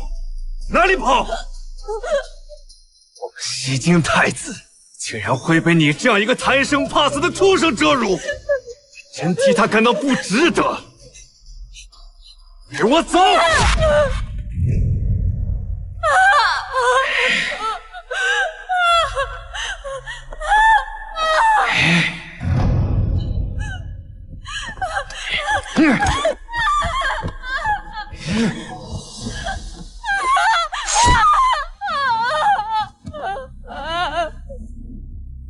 怕了吗？这才仅仅是个开始。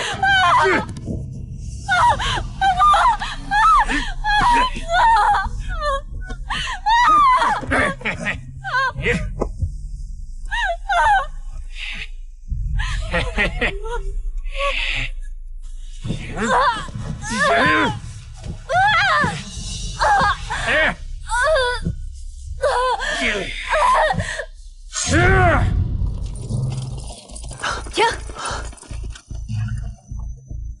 东辽国人已经撤离出我商国边界，停止追踪。一坊追着一队东辽国士兵去了，肯定是中了埋伏被俘虏了，我们必须去救他。元帅军令，待东辽国人撤出我商国边界后，便不得再追，必须回去复命。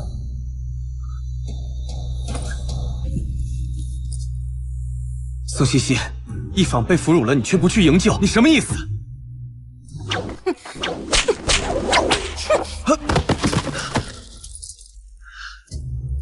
有话要说的话，拉开距离，离我们西西远一点。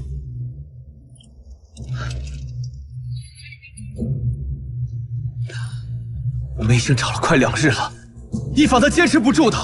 我知道你恨他，能找到他，我们一同向你赔罪。与私人恩怨无关，玄甲军不能再往前走了。苏西西，我已经低声下气求你了，你还想怎么样？你低声下气了不起啊！让玄甲军陪你去草原，遇上西京军队或者部落，是你打还是让他们打呀？你什么身份，敢跟本将军这么说话？笑，我什么身份？你怎么不掂量你自己的身份呢？宋西西，管好你的人，别让什么狗都在我面前狗吠。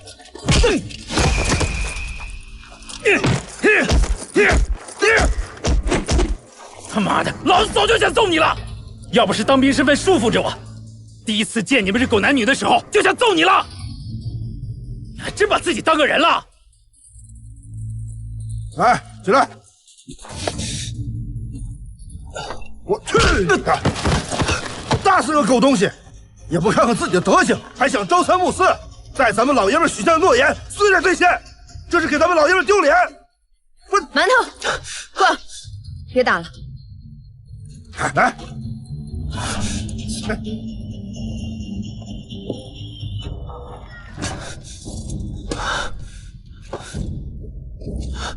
打够了吧？现在可以去找一坊了吧？战北望，且等着吧。不是在草原，是在山上。10万的西京士兵正在山上等着，他们要讨回一个公道。我们只能等。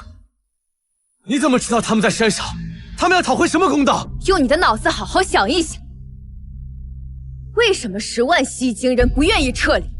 为什么他们要抓一坊？又为什么他们明明签订了契约，现在还要和东辽国结盟，来参加南疆战场？你不过是与他有夺夫之恨，才如此编排一坊。宋西西，你真是个心思恶毒的女人。阿紫，不必搭理，远离就是。有敌军！全军戒备，国旗不离手。戒备！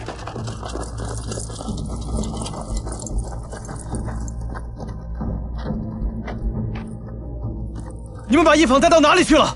宋将军，能否单独谈谈？可以。我们都不带武器，你若是担心的话，可以多带一个人，我也只带一个人。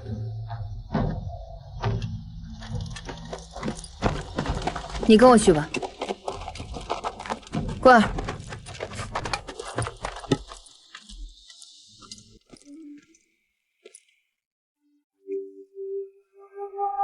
西京探子屠杀你宋家满门的命令，不是我所下的，是我们西京首领误以为屠村，虐杀我们西京俘虏的指令为你外祖父所下，所以才对侯府下了杀令。此事虽然为一坊所为，有错在先，但我还是要为西京探子所做的一切向你致歉。你在胡说什么？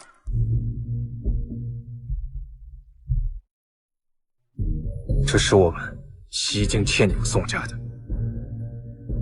仅欠你们宋家。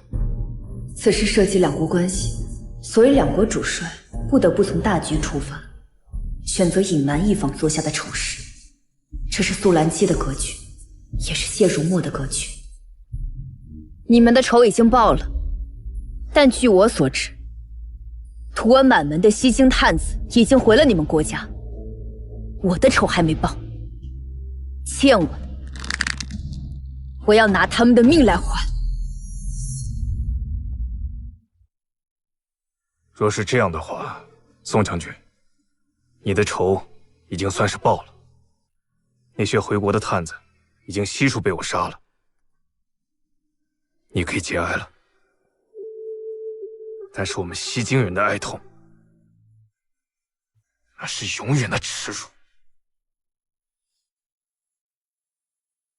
我没有办法替谁给他道歉，但就这件事情，相信也是我们商国所有知情之人心中的痛和耻辱。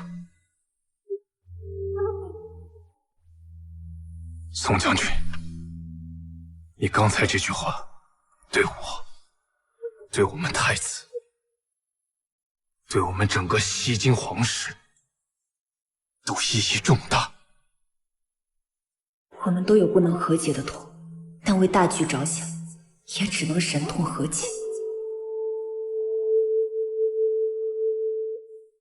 想知道你夫人曾经做过什么吗？上山去吧。他们如今的现状，便是他们曾经所犯下的罪孽。走。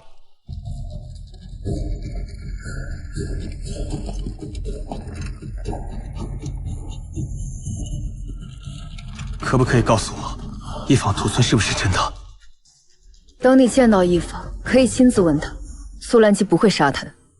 如果一坊屠村的事情是真的，那么宋家灭门，间接就是一坊导致的。要救一坊，带上你的心腹上山即可。万一袭金人山上埋伏，将军可否同玄甲军与我一同前往？不必，苏兰姬已经撤离，你们是安全的。还真是不顾我的死活了，你的心思可真是钢铁。我的兵，跟我走。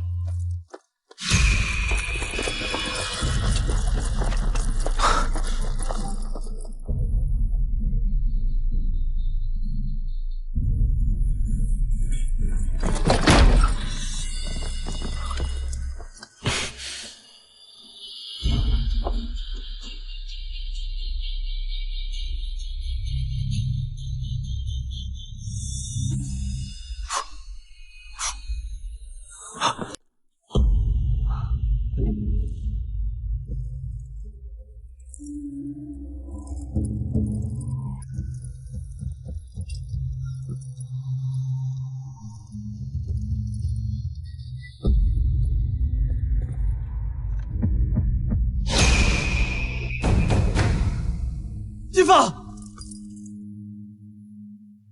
出去，都滚出去！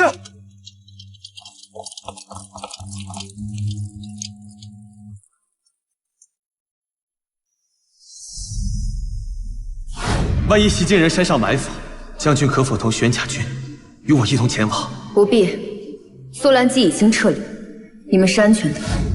原来他之前叫我带上心腹上山，是他一早就知道，想要给一坊一份体面。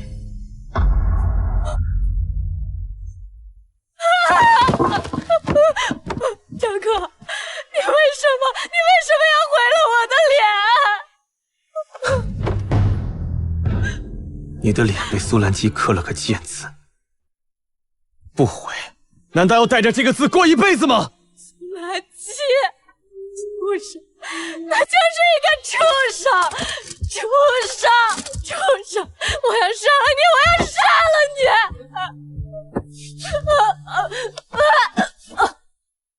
你告诉我，和西京人签订条约，是不是你用西京太子胁迫他们？宋西溪全家被灭，是不是因为你虐待战俘、屠戮无辜西京百姓？是不是？可是我不都已经签订了边线约定的条约了吗？这就让他们死得其所呀！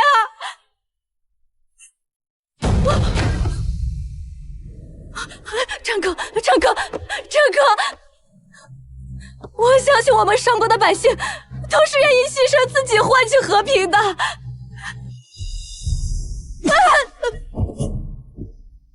那你呢？你愿意用自己的性命换取和平吗？我受了那么大的委屈，从昨天到现在，你不仅不安慰我，还一直骂我。纵然我做的有错，可我也立了大功啊！你可知，你迷下的所有士兵，除了被俘虏的那10几个，全部都死了。就算没死的，也都被训斥，而你……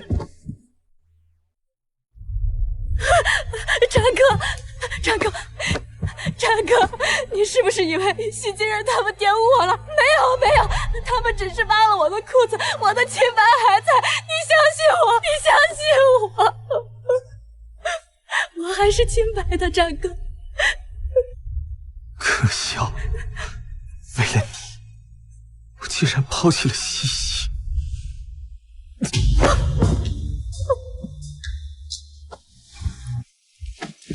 宋将军，这是元帅亲自为你做的面条。你先下去吧。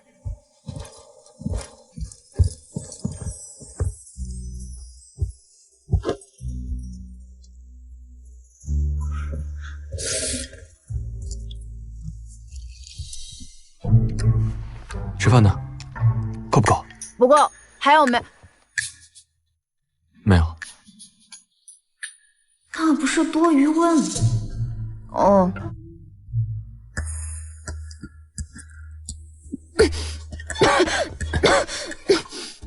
多谢。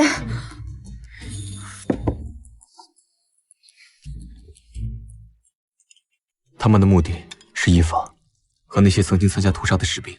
我早就知道，你提前安排他在后方，但他自己攻不上去。元帅也算是护过一房了。架不住他自己想死。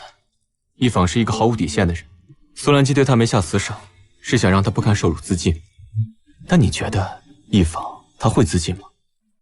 他那日的丑态，军中很多人都看见了，相信用不了多久就会传入京城，就看他扛不扛得住了。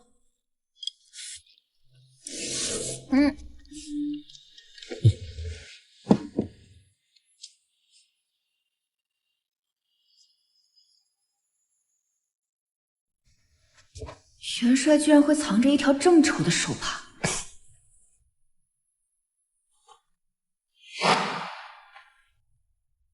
这是西西幼时第一次做女工所绣，若是北冥王不嫌弃，就拿去留下吧。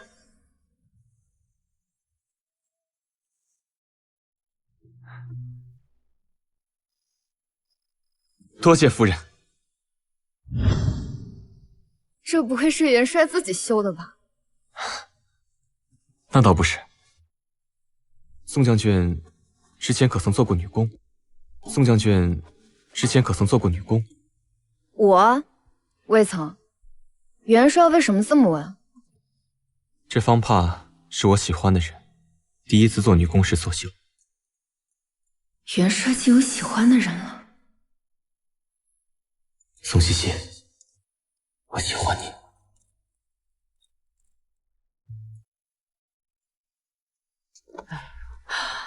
夫人，哎呀，夫人，南疆传来捷报，这民间传言，北冥王麾下有位骁勇善战的女将军。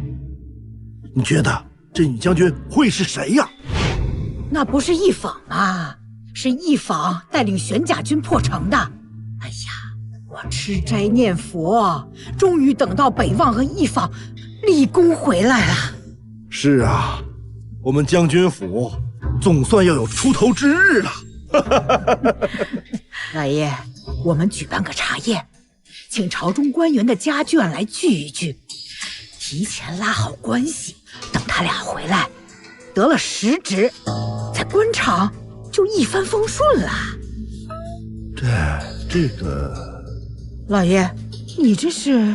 夫人，咱们府中可没有再多的银两啊。那就借，等他俩回来，用陛下的赏赐还债，还不绰绰有余。也对，行，我就豁下这张老脸，再去借一点。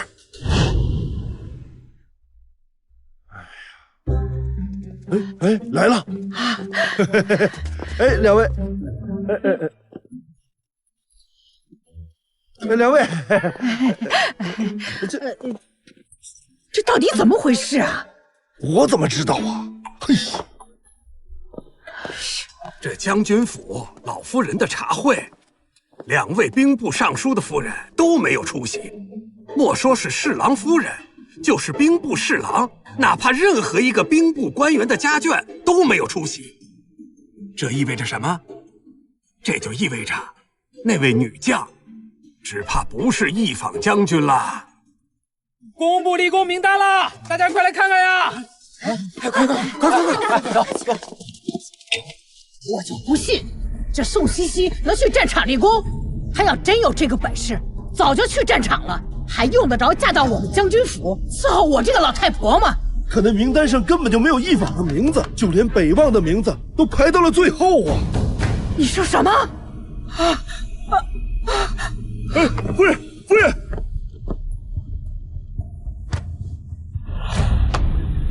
这一坊简直岂有此理！传朕旨意，派出一坊军旗，让他不得入朝为官。老奴这就让尚书房拟旨。只是不能明着处理一坊，愧对宋将军一家呀！皇帝，为了弥补宋茜茜，朕决定让她入宫当妃子。什么？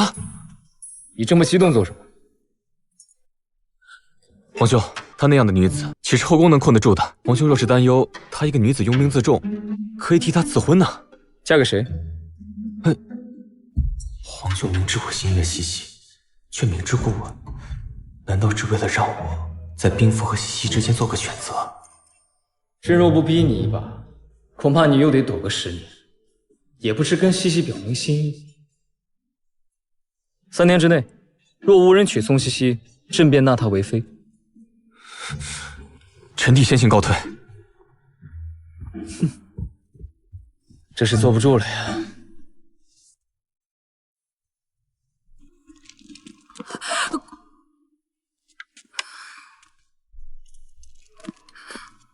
经此一战，北冥王和姑娘再度重逢，说不定也是夫人在天之灵的指引。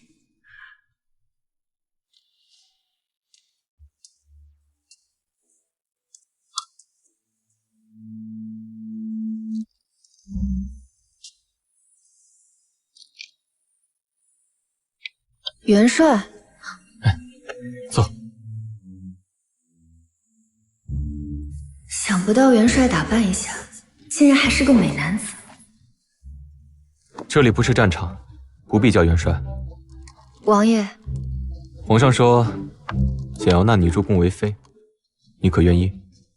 什么？我一直拿皇上当兄长一般对待，他怎可能纳我为妃？若是不想抗旨，答应与我成亲可好？啊？王爷，皇上无非是怕我一个女子拥兵自重，王爷若是娶了我，恐怕也要被皇上忌惮。王爷这般聪明的人，怎么会想娶我？若此时告诉他，我倾慕他许久，怕是会吓着的。还是培养些感情再说吧。皇上也要给本王赐婚，奈何本王也不喜跟陌生人相处一生。恰好宋将军也被迫入宫，不如你我2人联手，方可解燃眉之急。可王爷不是有意中人吗？直接求请皇上，让你和你的意中人成婚，岂不更好？本王的意中人已经嫁人了。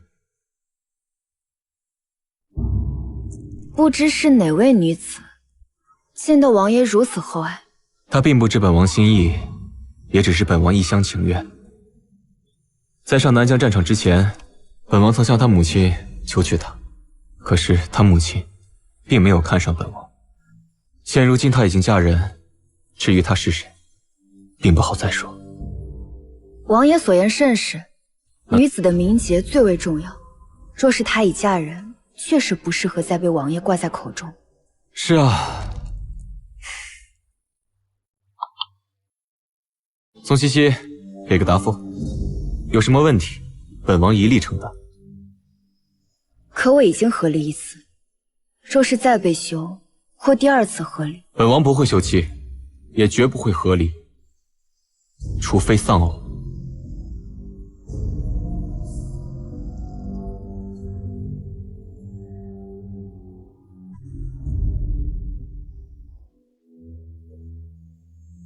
君子一言，驷马难追。茜茜，本王终于娶到你了，这一次，本王再也不会放开你的手。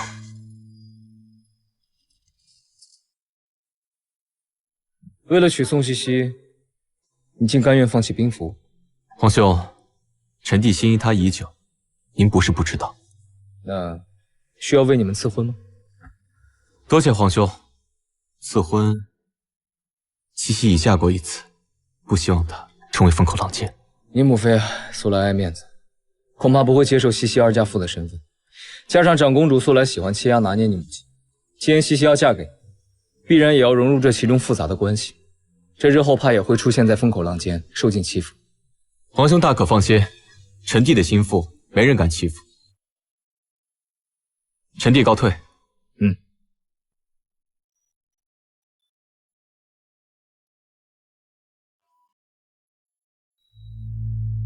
陛下，北冥王既已交出兵符，您还有何忧愁的？能用武将除了战北望，再无他人人选。如今王家也是武将之家，但家中无二郎，朕得扶持战北望。你去将军府传旨，另加一道圣旨，将王家二女赐婚于战北望。遵旨。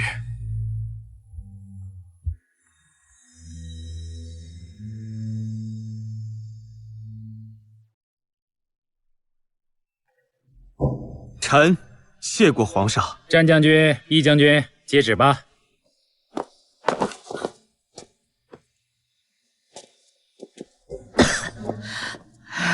一方，你连个将军也不是了，士兵也不是了，那我们将军府依仗你什么？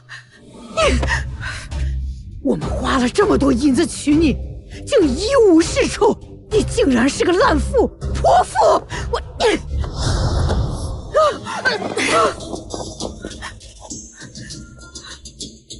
你要是再敢胡言乱语，休怪我撕了你的嘴！岂有此理！你竟然目无尊长，还敢殴打婆母，你这是不孝！不孝之女！我们将军府到底是造的什么孽呀？竟然娶你这个祸害精，连累北望没了战功，还得娶王家那个弃了的二嫁妇。要是西西在，我将军府怎么会成这样啊？好了。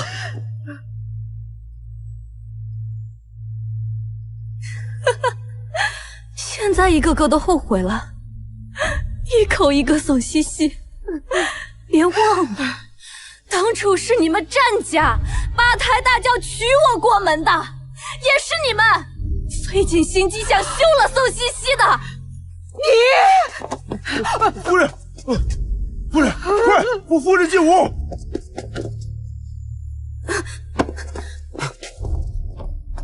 你当真要娶王家那个二嫁夫？够了，这是陛下的旨意，我不能违抗。什么陛下的旨意？什么陛下的旨意？狗屁的旨意！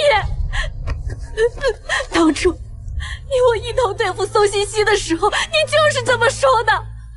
现在我遭了报应，我被开除了军旗，被不能再入朝为官，但你呢？为什么你没有遭到报应？为什么你还能入朝为官，还能再娶新妇？够了！可是娶了你，就是我的报应啊！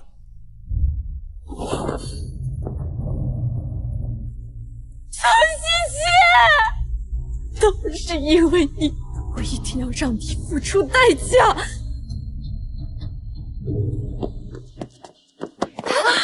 宋西西，你给我出来！我今天就是来找你问罪，你给我出来呀！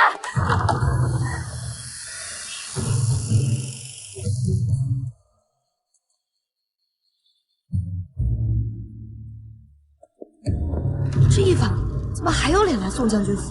不服从军令败给了宋西西，就被当成俘虏被侮辱。我要是他呀，都不好意思出门。大家说是不是啊？就是。你们胡说！你们胡说！不许再说了！不许再说！不许再说！你们不许再说了！是宋西西，是他宋西西，恨我抢走了战北望，所以故意勾结新晋主帅苏兰，竟让他折辱我，是他，都怪他！是你害得我们夫妻反目，让我毁容，也是你害得我被开除军籍，让战家人嫌弃我。战北望他现在宁愿娶一个二嫁夫，也不愿意碰我。一方，你至今都觉得自己没错吗？我何错之有啊！宋西西，他们都说你是功臣，可你见死不救，你不配为将，你就任由苏兰七把我俘虏，任由他们折辱我是吧？宋家满门忠烈，我呸！来人，将这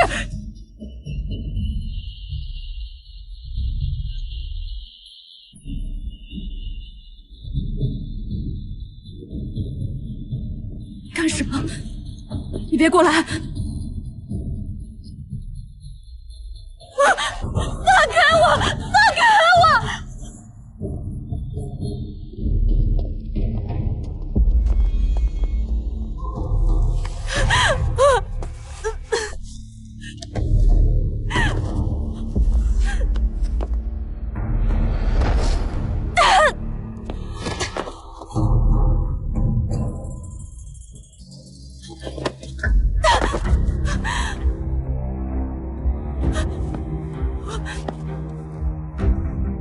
叫宋天，是我大哥的亲儿子，11岁，文武全才。这是我祖母，我母亲，我大嫂，我二嫂。这是我的侄子，他叫瑞儿，也是我宋茜茜最小的侄子。他才5岁，就识字懂兵法。你疯了！你带我来这里干什么呀？我和他们又无冤无仇的。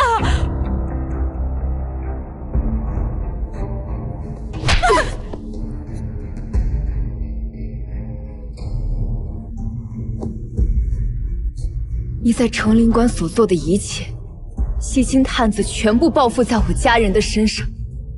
他们为什么会死？是因为你，因为你贪功，你残忍，你违背了我国与西晋之间不杀平民百姓的约定。不是。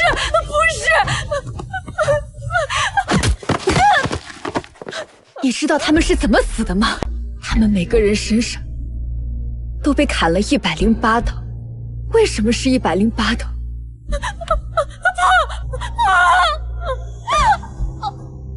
是你，是你在西京太子身上划了108刀。不是，你在成灵关做的恶行，害得我镇北侯府鸡犬不留，连我那侄儿也没放过。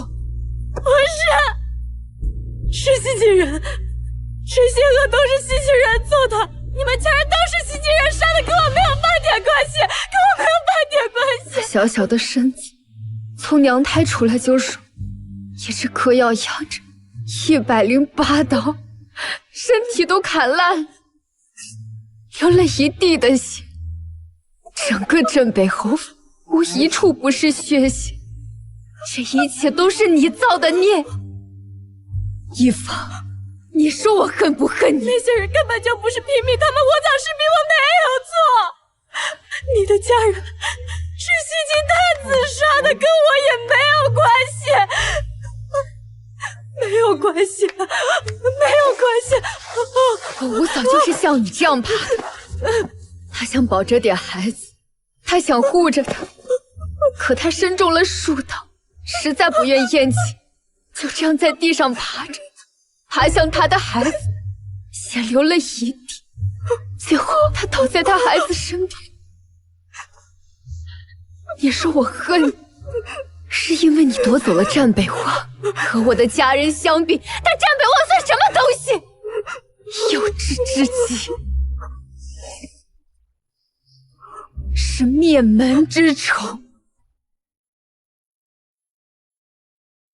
因为你做的事情，事关商国的耻辱，我侯府灭门无法昭告于天下。我的父兄牺牲在南疆战场，为的就是护着这个商国，所以我忍。可如今，你竟然不知悔改，非得找上门寻死。如今，那我就让你挫骨扬灰。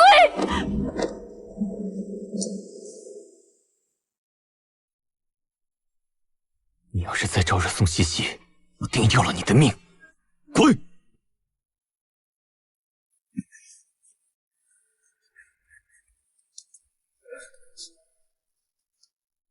茜茜，王爷，我真的想杀了他。与其杀了他，不如让他生不如死，岂不是更好？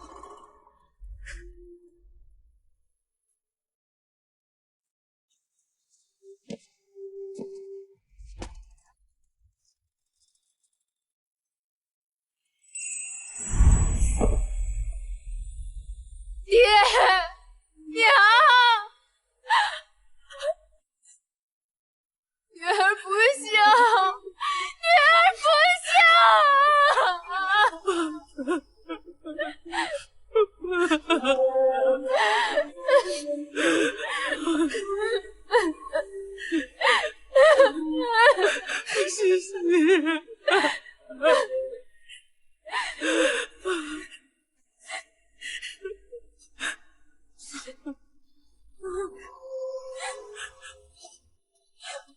起来吧，西西。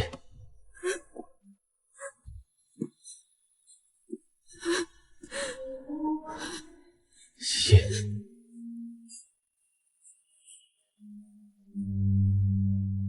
好在。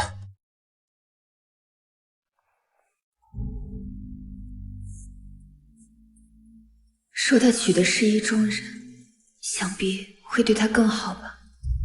为何想到此，竟有些心痛？即便与战北望和离，我都从未有过这种感觉。太后已经说了，说找你家太祖提亲。8月25是黄道吉日，我们的婚事定8月25，可好？王爷做主便是。我打算明天去眉山，跟你师父提亲。第一次大婚，师父欺我阿母，将我嫁给战北王，不曾来接我。想不到王爷竟会考虑至此。姑娘，王爷，何事？公主府送来了砚帖。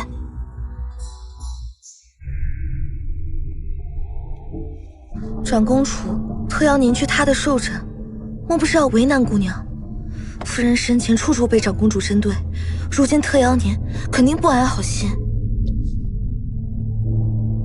明日你与我一同去眉山即可。王爷，你去眉山，我去赴宴。你可知，长公主是全商国最难对付的人，就连我那嚣张跋扈的母妃，都要忌惮她几分。你一人前去，指不定她要如何待你。我必须要去赴宴，毕竟我还有账要与长公主算。好，你若是要去，本王陪你。王爷，我与师父的嫌隙还需要你去眉山化解，婚期再起，拖延不得。王爷只需信我。好吧，此次赴宴，若我母妃针对你，你也不必客气。你我婚事，她做不了主。若长公主当众为难她，就有劳西西照拂一二了。西西定当不负所托。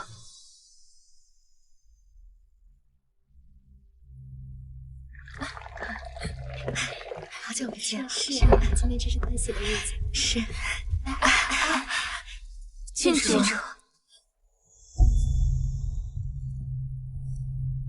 母亲，这宋茜茜太不像话了，现在都不来，我看她就是不给母亲面子。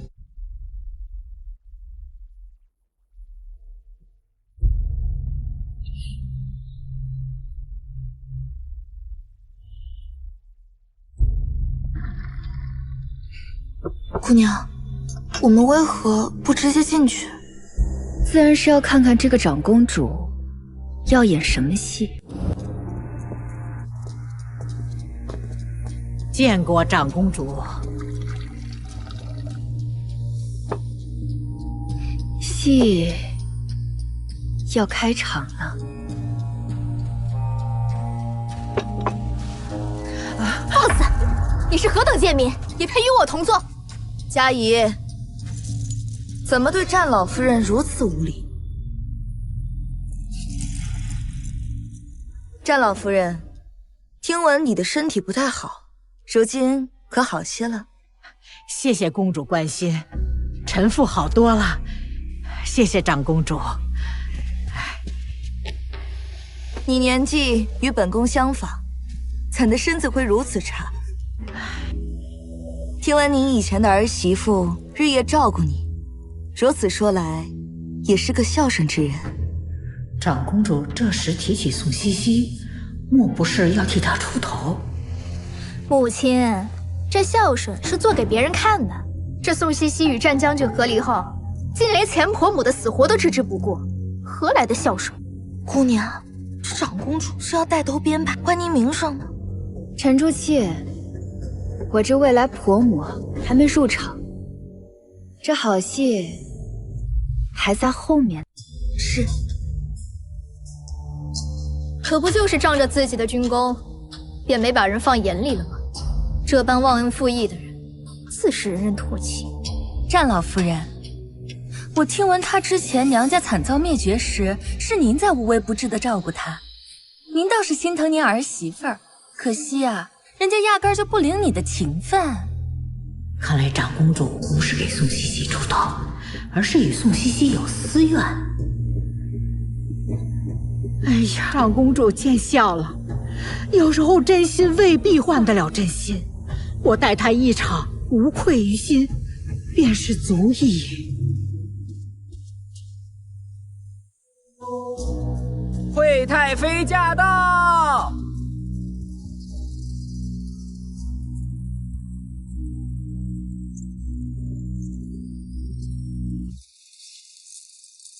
惠太妃，哟，惠太妃也来了，带来了什么厚礼给我母亲啊？听闻长公主信佛，哀家准备了一尊金佛，还望长公主笑纳。虽然这样的金佛，本宫已经有10几尊，但惠太妃一番好意，本宫便收下吧。长公主这是不分场合的要给哀家脸色看呢。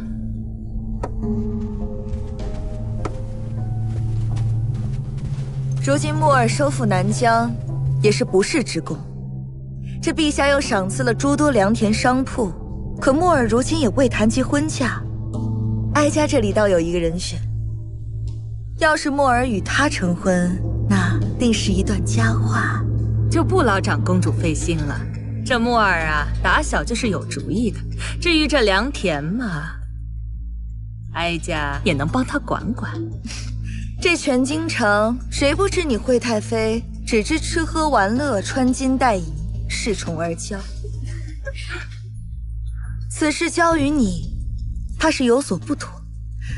本宫好歹也是木耳的姑姑，这北冥王妃一直空缺，理应帮木耳长长眼，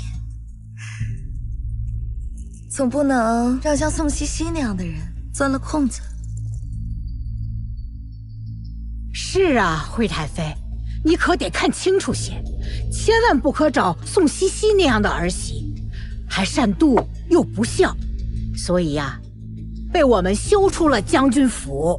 你放肆！战老夫人，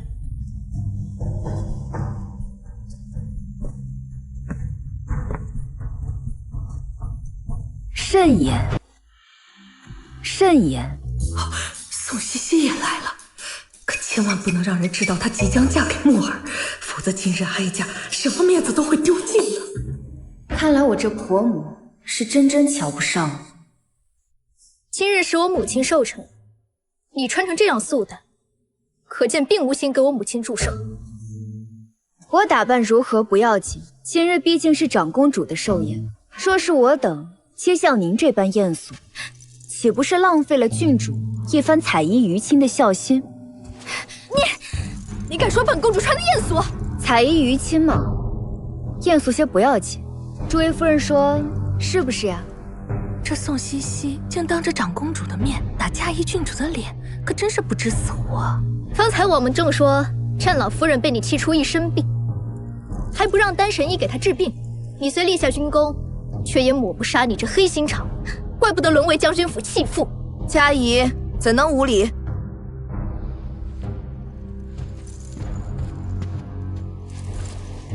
怎能哪壶不开提哪壶？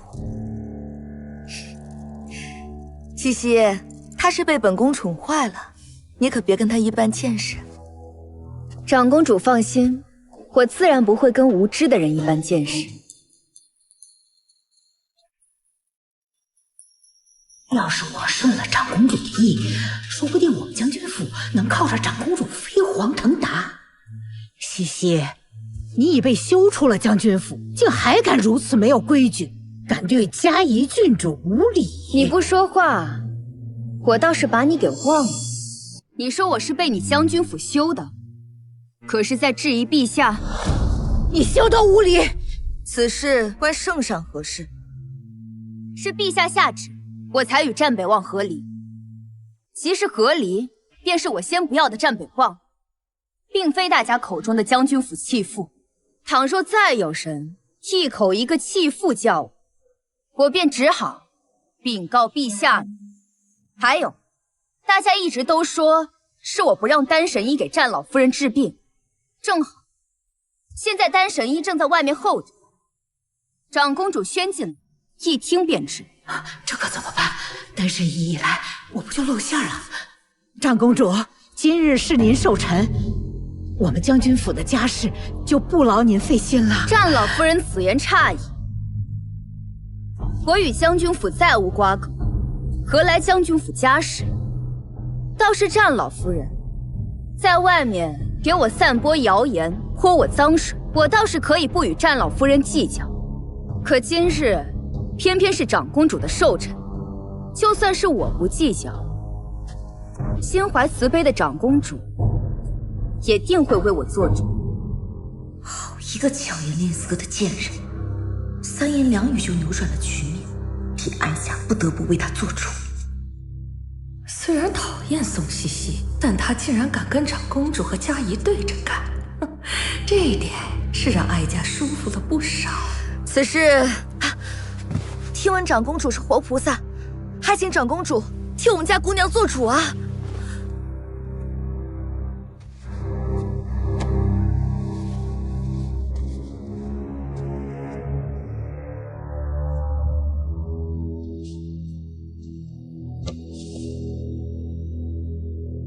宋茜茜，你简直和你那贱母一样，生来就是给哀家添堵的。长公主，你曾经辱我阿母，今日我定将一并奉还。既然你要泼我脏水，我就用你的手为自己洗干净。拜见长公主。单十一，你如实说来，是不是他宋茜茜威逼利诱你，不允许给战老夫人治病？长公主此言差矣，战老夫人患有心疾与咳血之症，此病盘桓多年，一直无法根治。老夫是看在宋姑娘的面子上，这才答应她入府为战老夫人进行医治。那段时间，宋姑娘不分日夜睡在老夫人房间，贴身伺候。老夫人每月吃的丹血丸价值不菲，全是从宋姑娘的嫁妆里拿的。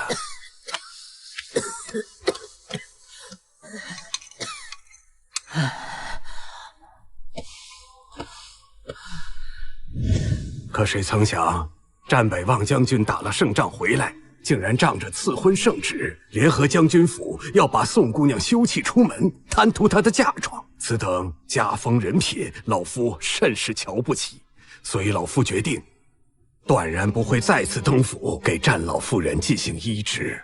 这将军府竟是如此门第，真是不知廉耻，竟然还有脸传遍京城，说自己是受害者。大胆！战老夫人，你竟敢散播谣言，你可知罪？长公主饶命啊！即便如此，她宋茜茜也是二嫁妇。世人皆知，婚礼当天，战北望将军出征，回来便休妻娶妾，所以时至今日，宋姑娘仍是清白之身，再嫁做人妇也未尝不可。这战北望竟然连宋茜茜一根手指头都没碰，恐怕这战老夫人要毁心肠子了吧？如今一坊和即将嫁入将军府那二嫁妇啊，哪里比得上宋茜茜呀？长公主殿下，此地乃女眷之处，老夫不便多有逗留，先行告退。不行，若不赶紧收场，这个贱人肯定要将祸水引到本宫身上。此事作罢，你起来吧。是，长公主。这怎么就此作罢了呢？将军府实在是欺人太甚。他日茜茜入了我北冥王府的门，哀家定会好好照顾她。哦，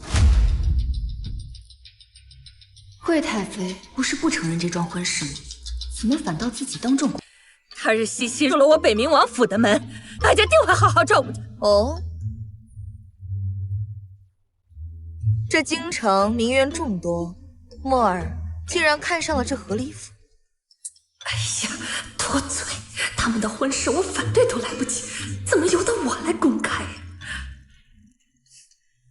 看来是我这未来婆母口误了，果然如王爷所说那般不着调。从将军府赶走的弃妇，竟然可以嫁给收复南疆的亲王，成为有权有势的王妃。北冥王要迎娶宋茜茜，虽然她立过军功，但到底是个2家呀，他怎么配？惠太妃，你素来要强，事事争个第一，总说墨儿如何出色，如今竟要娶个和离妇。我估摸着这个消息传出去不到半日，你就会沦为整个京城的笑话。倒是嘉怡郡主竟然如此没有礼数，竟敢随意非议长辈。他这是在帮哀家出气呢。素西西，你有什么资格教育我？你也不掂量掂量自己的身份，和离弃妇，凭什么嫁给我表弟？你识趣的，赶紧从哪里来回哪里去，别在这里丢人现眼。是啊，我一个和离妇，一能上战场杀敌，二能嫁入皇家为亲王妃，是多少人几辈子都修不来的福气。嘉怡郡主应该是很羡慕，很嫉妒我今日来是给长公主祝寿的。嘉怡郡主若是再阻挠，丢的可是你母亲长公主的名声。臣女给长公主献上寿礼，祝长公主寿比南山。这贱人，该不会还有什么后手要对付我？宋姑娘有心了，来人，收下寿礼。宋西西，你这该不是从大街上随便买来的一副吧？即便是大街上随意买来的一副，也是臣女的一番心意。正如我父兄牺牲的时候，长公主送给我母亲的一尊传承的贞节牌坊，不也是长公主的一番心意吗？啊，传承的贞节牌坊，这得是多恶毒的诅咒啊！这是要他们家女儿世代的守寡呀！惠太妃，事情不清楚，你在这胡说什么呢？你看见本宫赠送宋夫人传承的贞节牌坊了吗？这是有还是没有？宋西西，本宫与你宋家无冤无仇，你为何在诸位命妇面前诬陷本宫？那贞节牌坊你倒是拿出来呀！拿不出来就是诬陷攀咬本宫，本宫定要治你的罪。既然如此，这便是我送给长公主的第2份礼物。来人，呈上来。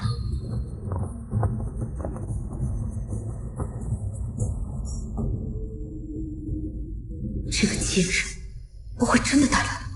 宋西西，你好大的胆子，竟敢拿这种阴质的东西来，是想要诅咒我母亲吗？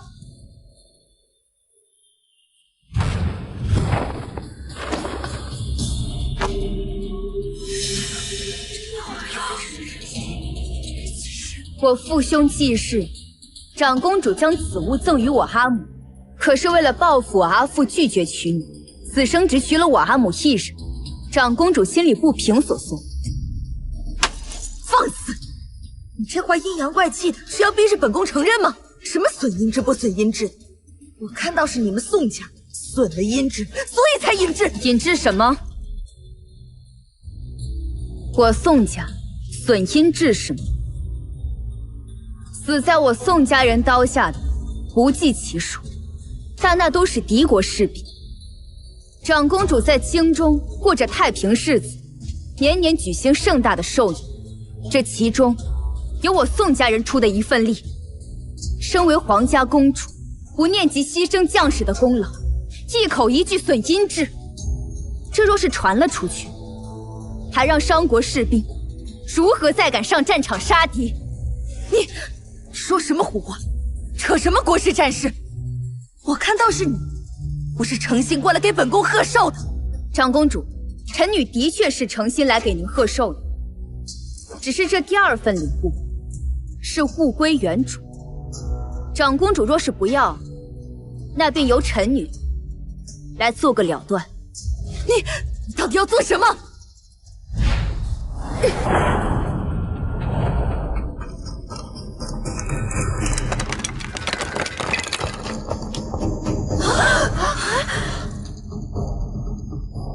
祝长公主岁岁平安。岂有此理！岂有此理！来人，我打开这卷轴，他要看看是不是宋西西利用卷轴来诅咒本宫。宋茜茜若真送来诅咒之物，长公主可能当场给她定罪啊！此女竟如此嚣张，要是入了北冥王府，还不得把哀家吃了？我来打开。宋茜茜，如果你要是敢诅咒我母亲，我让你死无葬身之地！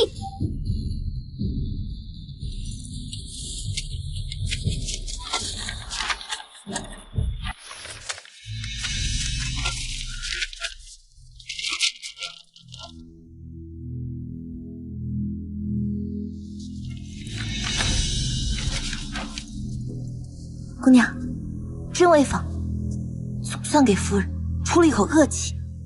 接下来，我就要靠师兄的话，让长公主这气无处可出。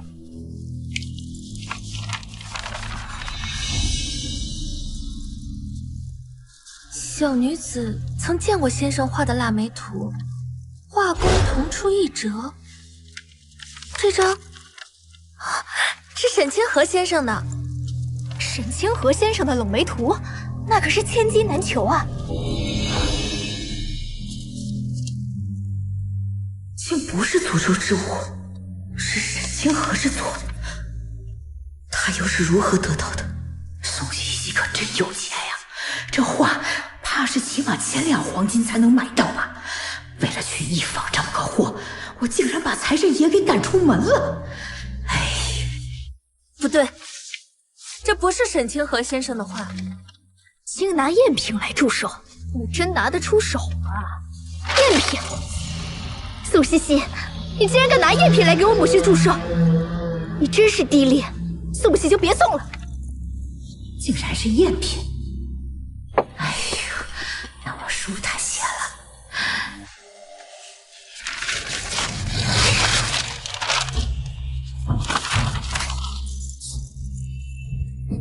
宋茜茜，在我母亲寿宴上送一副赝品，什么意思？唉，想不到这传闻中精通琴棋书画的嘉仪郡主也不过如此，倒是可惜了一幅好画。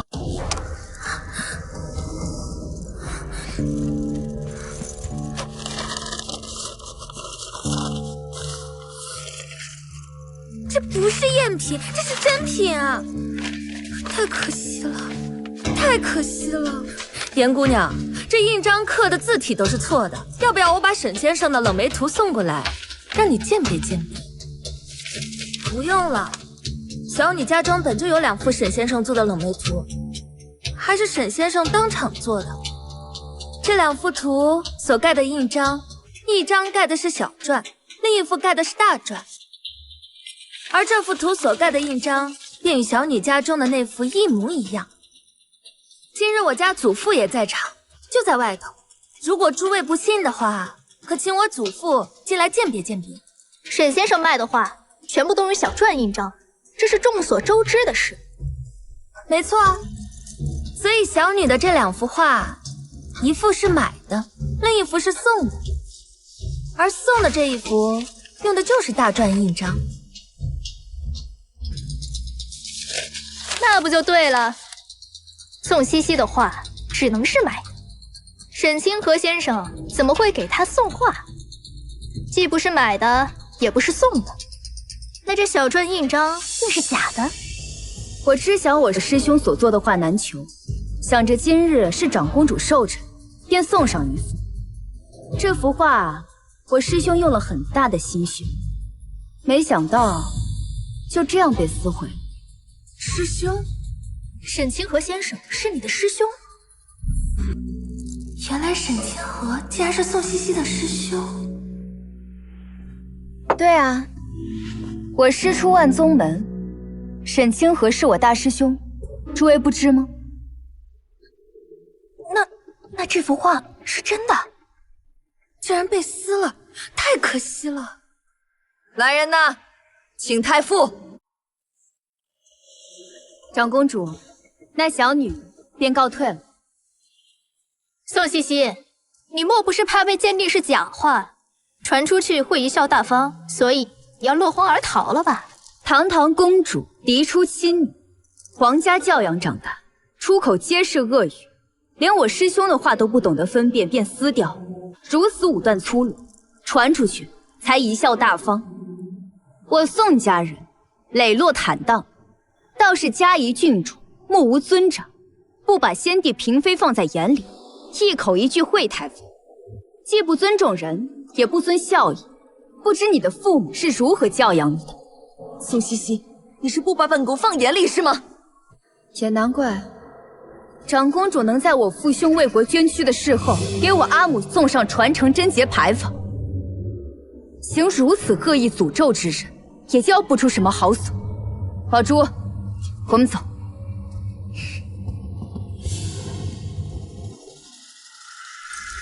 母亲，你看他，他好像也没有传闻中那么惹人厌。宋茜茜，本宫定饶不了你！来人，把这老东西给我扔出去！你们让本宫沾染了他的病气。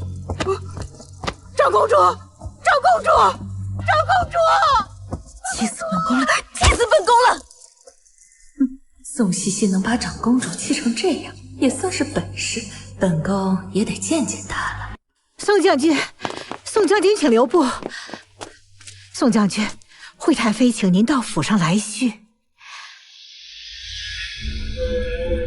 臣女宋茜茜参见太妃娘娘。赐座吧。谢太妃娘娘。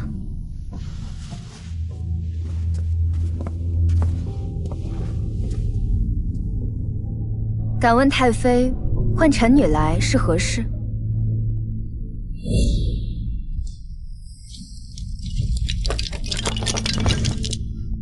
这宋茜茜的确像木儿说的那般粗暴，哀家不能硬来。今日在长公主府的寿宴上，哀家也了解到你过去的苦楚，不想你再跳入另一个火坑，被木儿给骗了。所以奉劝宋姑娘，你与木儿的婚事还是作罢为好。那恐怕臣女不能答应太妃娘娘。臣女已经答应王爷，人无信则不立，臣女不想做失信之人。是木儿骗你在先，你无需对他讲诚信。敢问太妃，王爷骗了我什么呢？其实木儿啊，早就有心上人了，还曾立誓非他不娶。他的心里已经容不出半分位置给你。嫁给一个不爱你的男人，你有什么幸福可言？何况你都已经嫁过一次了，何苦再被男人戏弄欺骗？太妃娘娘无需为臣女担心，王爷并未瞒我，臣女早已知晓。你都已经知道了，为何还要嫁？就为了王妃之位吗？你国公府的门楣已经很高了，实在是犯不着为了一个不爱你的男人，跟自己一辈子的幸福去耗着呀。太妃娘娘不妨想一想，王爷可以娶的人那么多，可为何偏偏要娶我？是啊，这为什么是你呢？2个原因。第一个，他的心上人就是我。这绝无可能！你才在京城待几天呢？才见过几次面呢？不可能是你。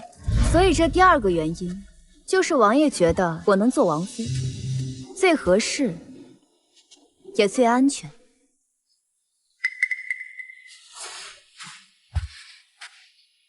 怎么感觉被这丫头给绕进去了？可瞧着越发觉得与木儿是良配呀。哀家会派人去金京楼给你定制凤冠，你择日去试试吧。那臣女就谢过太妃娘娘。果然如王爷形容的那般，我这未来婆母一眼就能看穿她的心情，真是可爱的很。那臣女就先告退了。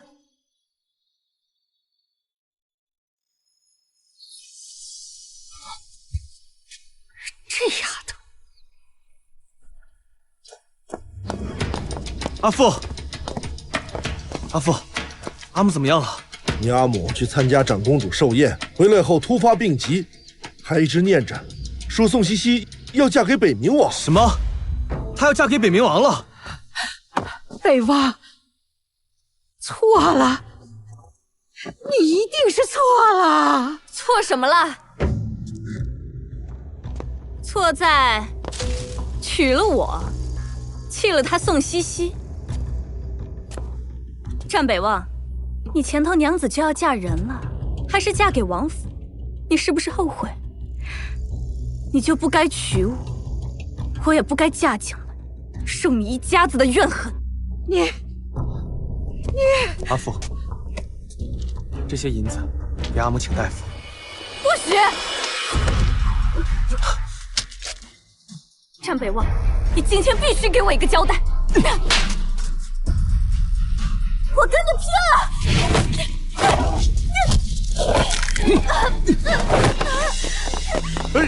别打了！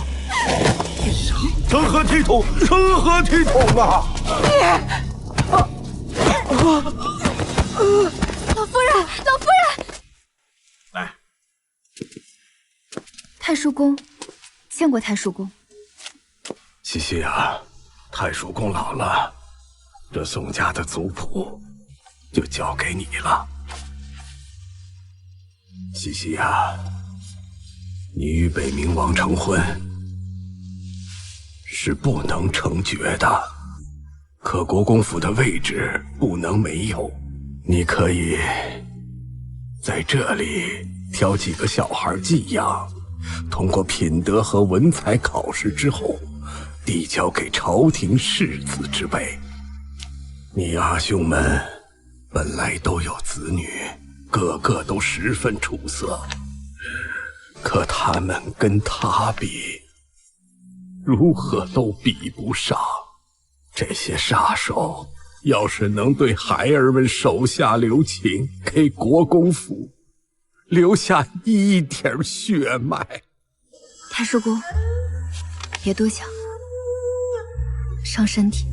这事儿也不能急，再物色物色。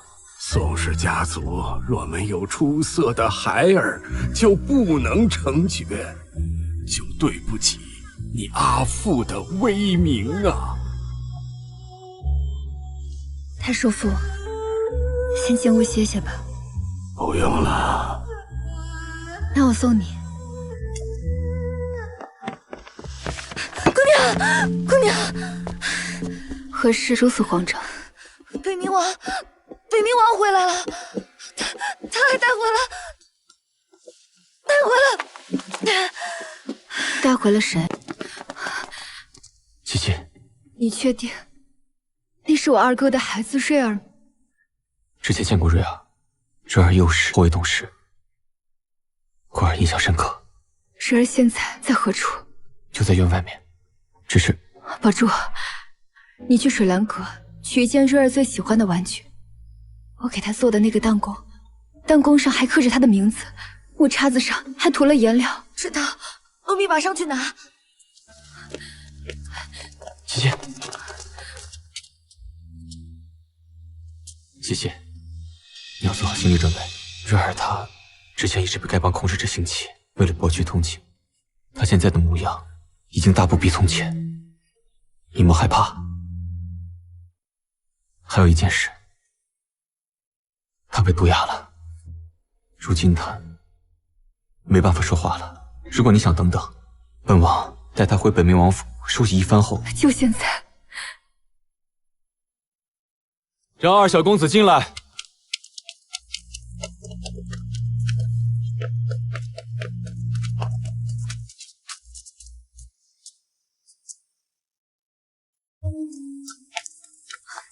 姑娘，拿来了。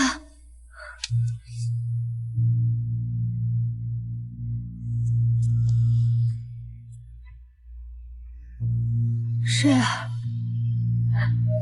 瑞儿。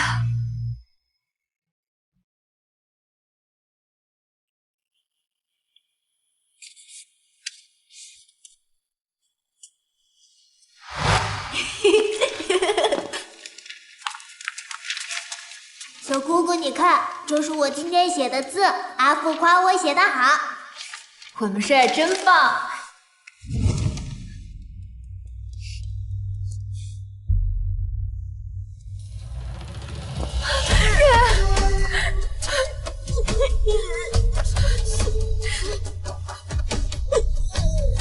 是二小公子，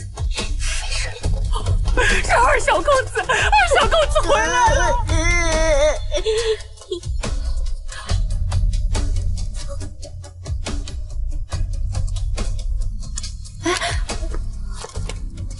瑞儿，你是不是有话对小姑姑说？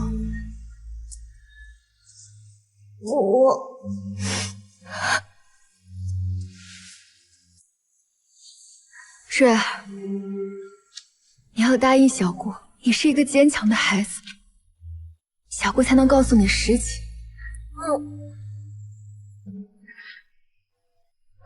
你祖母、母亲，还有其他人，都像你阿父一样没了。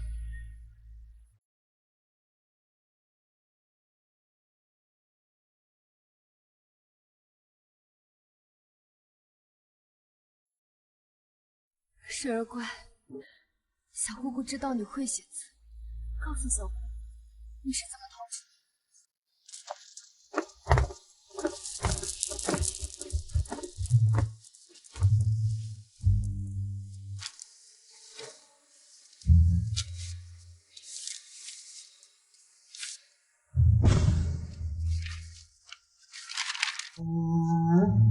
买冰糖葫芦。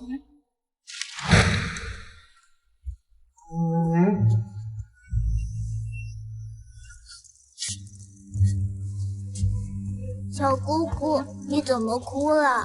是哪里疼吗？小姑姑不疼，小姑姑只是想阿父了。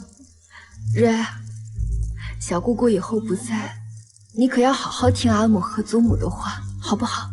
小姑姑，我每次想阿父的时候，阿母都会给我买冰糖葫芦，吃完就没那么难受了。我这就去给小姑姑买冰糖葫芦。瑞儿，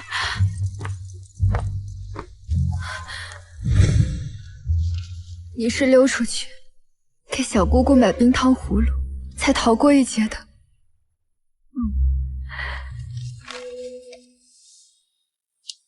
瑞儿，小姑姑以后一定保护好你。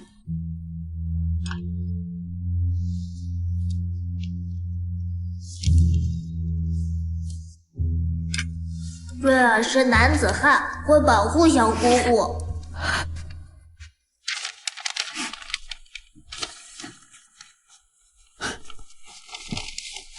瑞儿乖，有本王在，没人敢欺负你们。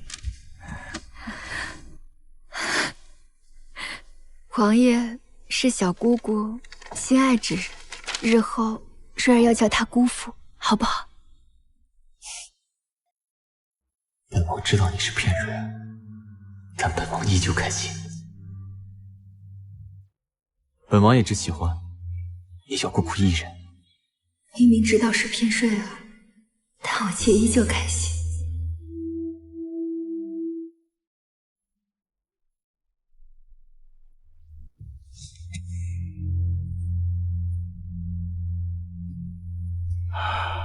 这腿上与身上的毒最难处理，这服用哑药至今也快1年有余了。如此看来，这毒还得慢慢来解才行了。能解吗？能解，只不过这解毒的过程却非常的辛苦啊。但伯父，依你之见，现在该如何是好？先治腿，治腿需断骨重接。不过这断骨之痛，就算是一个成年人也难以承受得住。不知这二小公子能否扛得过去啊？瑞儿，小姑姑，我能扛住。日后我要是长家，国公府的掌门人不能是个瘸子。一会儿再疼，我也不能表现出来。不然会让小姑姑他们担心的。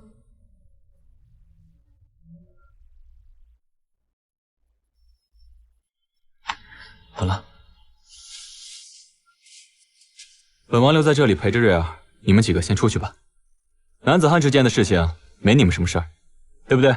既然王爷在此，那这断骨之事就交与王爷处理，如何？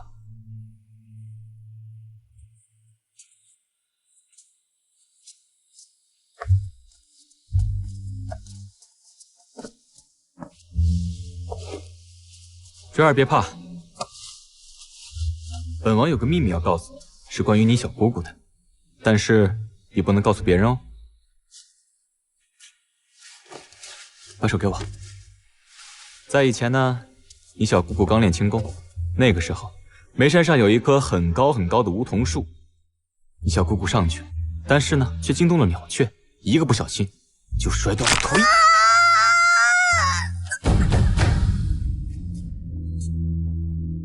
姑娘，二小公子会说话了。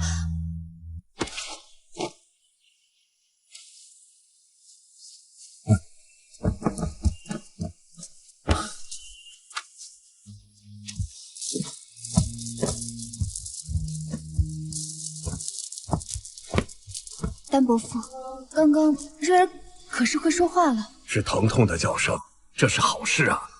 那小公子的腿……接骨一切顺利，这也多亏王爷了。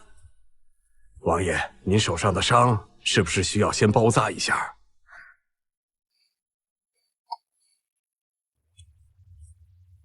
是瑞儿。放心吧，瑞儿很厉害，她都扛下来了，没用针风血止痛，所以对腿部血流不会有影响，治好了，就真的治好了。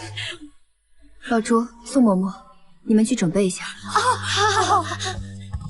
你跟我过来。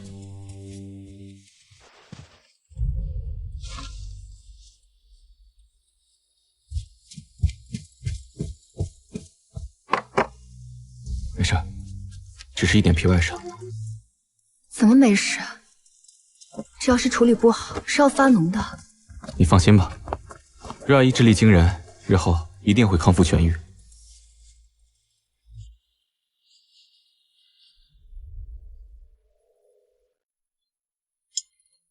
王爷，我代表宋家感谢你。若是没有你，瑞儿可能现在还被他们控制着四处行乞。像他这样的残疾小乞丐，多半也活不过10岁。如果瑞儿没有遇到你，他可能现在已经被冻死，或者饿死，或者……你与我说这些做什么？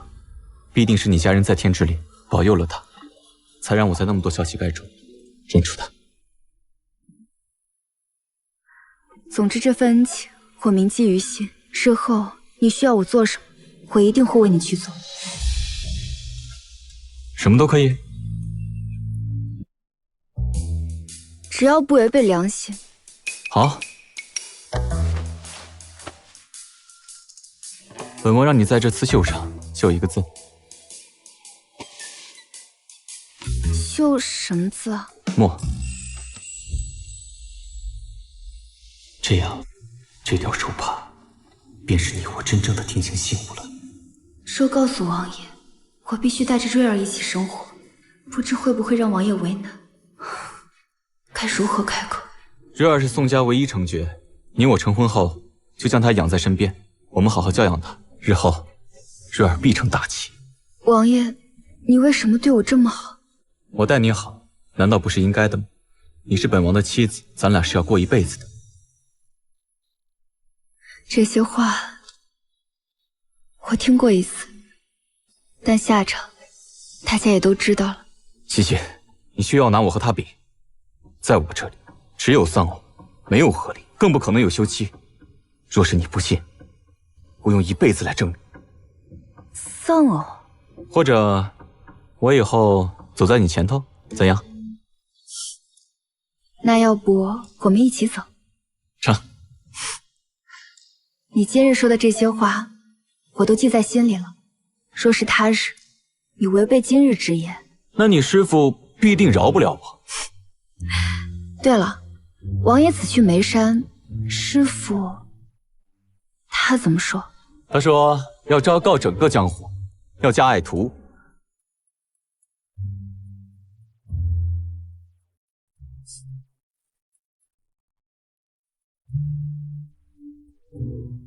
姑娘，听说皇上要亲自给您和王爷贺喜，来参加您和王爷婚宴的人实在是太多了。王爷把府外的大街都搭上了喜棚，布置上了婚桌，这王爷的面子啊就是大。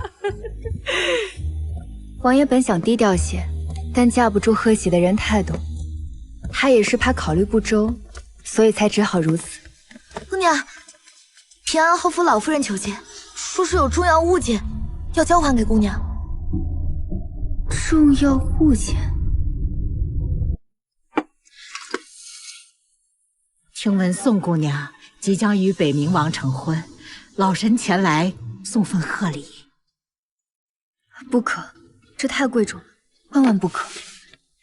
请姑娘务必收下。这手镯原本也不该属于我，而是属于你们宋家的。属于我们宋家的？老夫人何出此言？说起来也是3年前的事了，那是我与你母亲唯一的一次私下交集。那日我在金京楼订了这只手镯。掌柜的，我来取我们老夫人订的连珠纹金手镯。掌柜的，这不是老身预定的手镯吗？你怎敢拿给他人？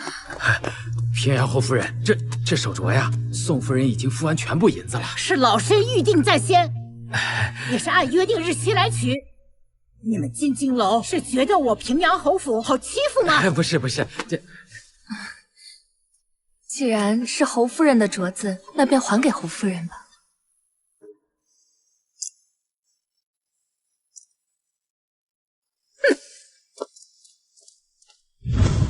那这镯子确实是老夫人您的呀。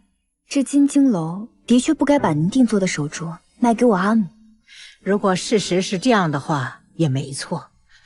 那日你母亲虽摸着镯子很是不舍，但在我据理力争下，她也把镯子还给我了。只是我们回去后，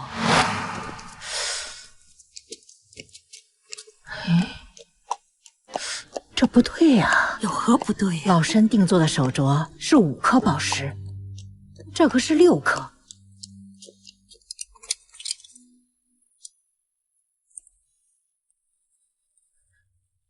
走，回金京楼。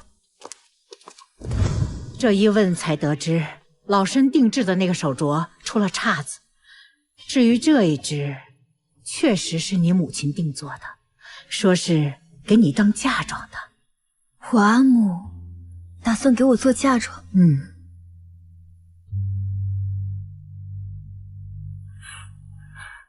老身当即便让金京楼的掌柜给你母亲送回去。可掌柜说你母亲已经买了别的，当时你的母亲明知这只手镯不是老身的，她却割爱给了我。这件事虽说不是什么大事，但这些年老身心里总觉不安。后来你宋家，总之希望姑娘不要嫌弃老身待过，收下这镯子吧。毕竟这是你母亲为你定做的嫁妆，知道前因后果之后，这镯子老身就再也没戴过，一直放在老身的私库里。姑娘若是不信，可以问问老身身边的人。姑娘，老夫人说的是真的，这镯子没有戴过，还是崭新的。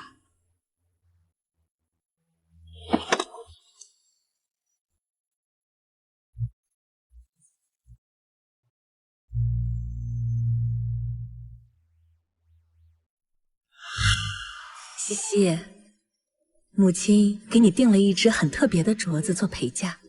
阿母，有多特别啊？意义很特别啊！你6个哥哥会陪着我们西西一起出嫁，他们一定能护佑你平顺一生，多子多福多寿呢。阿母，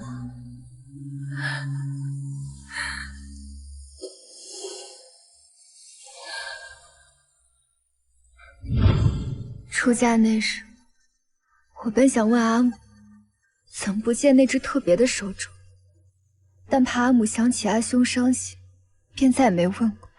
想不到这手镯是你母亲给你定做的，虽然迟了，或许不迟，或许刚刚好。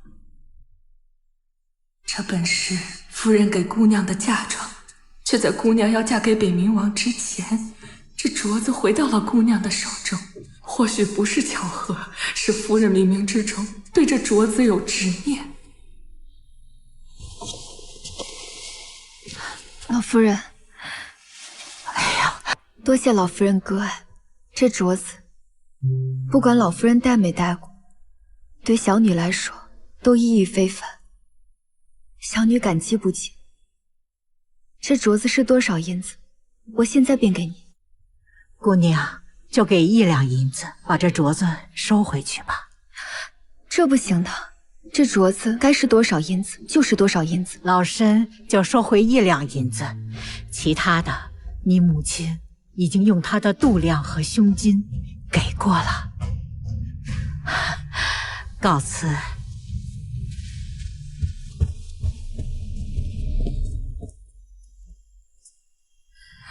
一书书到头，富贵不需要愁。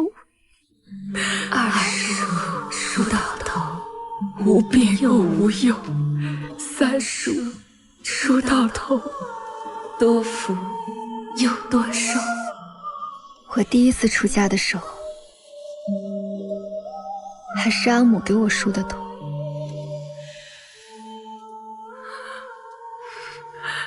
这镯子物归原主，也了却了夫人生前的心愿。苏嬷嬷，我想我阿母了。明天就是姑娘大喜的日子了，这眼睛哭肿了，可就不好看了。苏嬷嬷最会夸人。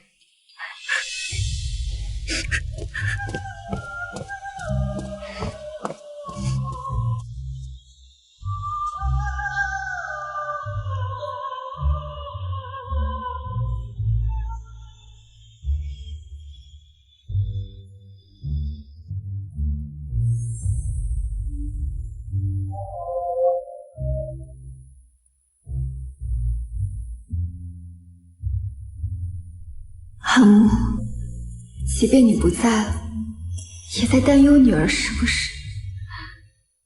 你是想告诉女儿，北冥王才是良婿吗？阿母，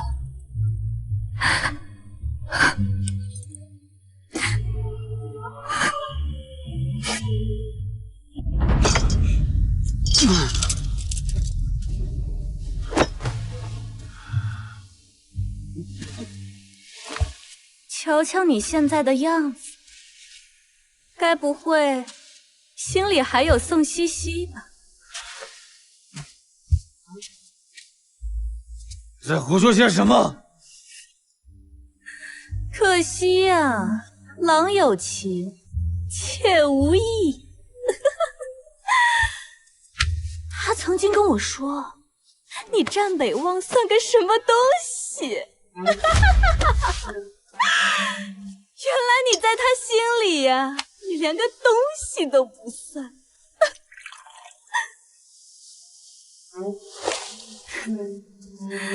出去！战北望，若是你没有用战功求取我，那你和宋茜茜会不会也像他与北冥王那样，如胶似漆？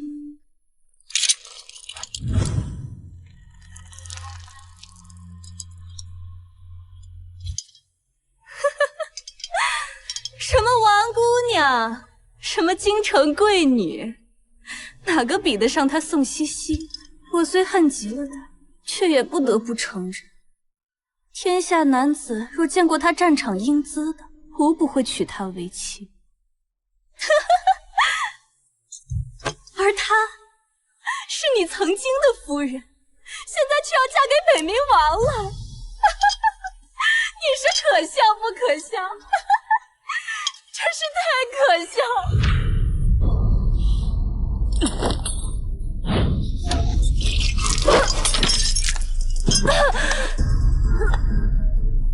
信不信本王现在就杀了你？将军，王家那边派人来对嫁妆单子了。夫人生病了，老爷让你去。陈北望，与其说你的报应就是娶了我，那我们从今往后便相互折磨，至死方休。义父，你疯了！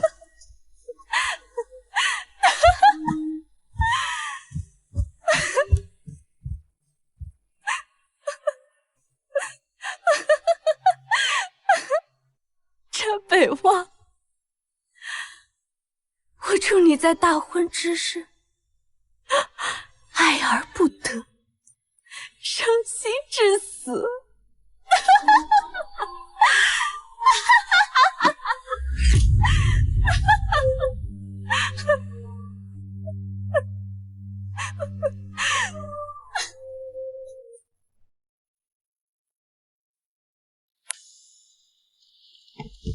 姑娘，怎么了？是师傅他们来了吗？师傅说他们传信会给姑娘备齐嫁妆，但是万宗门有事，就不便来了。师傅，他是怪我没去万宗门看他吗？怎么让师兄师姐他们都不来？不要怕，瑞儿是娘家人，小姑姑出嫁是有娘家人的。小姑姑当然是有娘家的了。小姑姑今日高兴得很。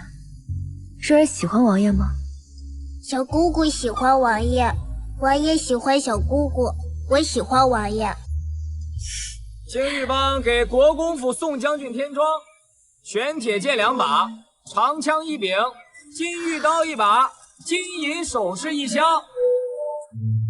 怎么回事？杏花派给国公府宋西西添妆，白玉送子观音1座，檀木屏风2扇，蜀锦10匹。青玉帮，这不是万宗门旗下的青玉帮和镜花派吗？难道是姑娘的师傅们都来了？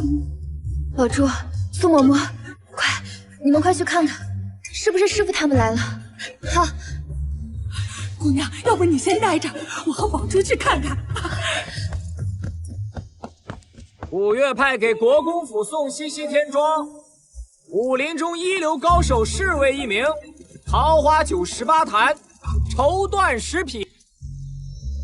看来是小姑姑师傅他们特意给小姑姑准备的惊喜，才故意提前说不来了。是啊，师傅还是这么坏。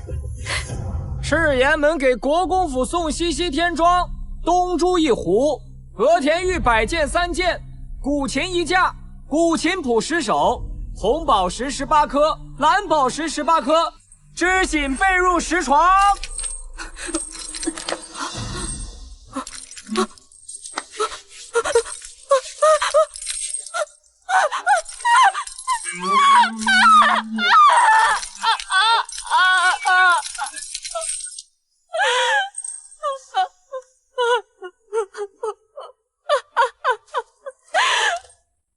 我是替你交接，我是替你交接啊！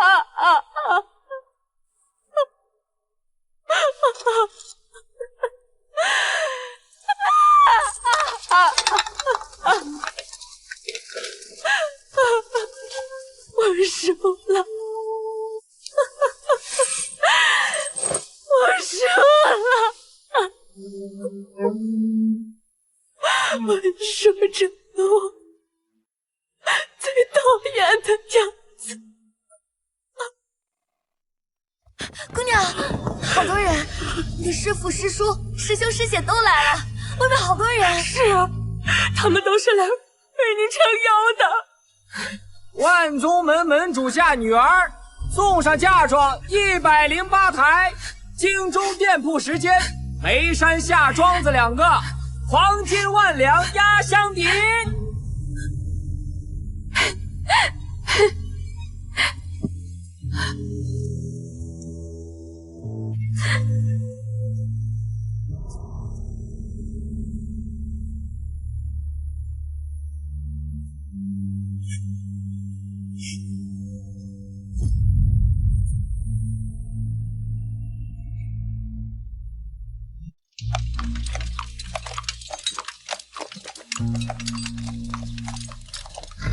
恭喜王爷，娶了我将军府不要的弃妇。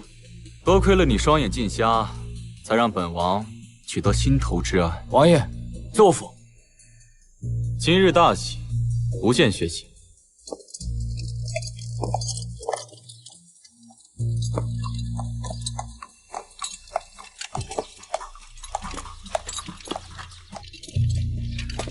将军，走府。你傻呀，还不快走！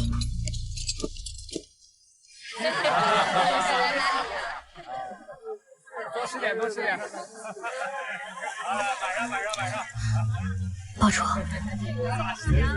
你饿不？姑娘定是饿了吧？要不去弄点吃的？面条来了，宝珠哎，你先去吃啊，我陪着姑娘。好，姑娘先垫垫，回头啊，等王爷招待了宾客，然后你再同王爷一同食。王爷今晚一直喝酒没吃菜呢，就没人帮他分担一些，让他先吃点东西。哎呦，这敬酒的可都是您的师傅、师兄和所有眉山帮派，他不敢不喝呀。师傅明明答应我，不会欺负他的。哟，姑娘，这是心疼上姑爷啦。毕竟是以后要一起生活一辈子的伴儿了，总归是要关照一下的。姑娘，今日老奴有一件事要跟姑娘说。其实王爷爱慕姑娘许久，曾经向夫人求过亲。什么？此番去战场，本王一定会亲自手刃杀害镇北侯和公子们的敌军首领，以此为聘，以匕首为信物，求娶西西。北冥王为何要娶西西？是他将本王从死人堆里救了回来。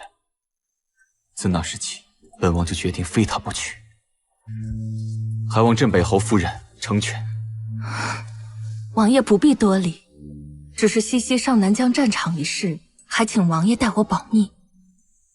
我不希望他功高盖主，只希望他能觅得良婿，安稳一生。可王爷，您是亲王，西西性子莽撞，实在配不上王爷。姑娘，您千万不要乱想啊！夫人其实很喜欢王爷的，当初将您许配给战北望的时候，跟老奴说了一宿的话。求亲的人那么多，她最满意的就是王爷。可惜他已到南疆战场去了，那地方可是九死一生啊！吃吧，夫人在天之灵，看到你今日嫁给了王爷，他也会很高兴的，我向您保证。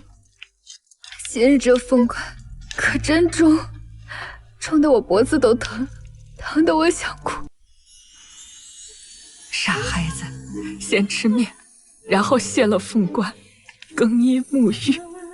今晚呀，外面这热闹得很，不到子时，怕是王爷也不会回梅花院。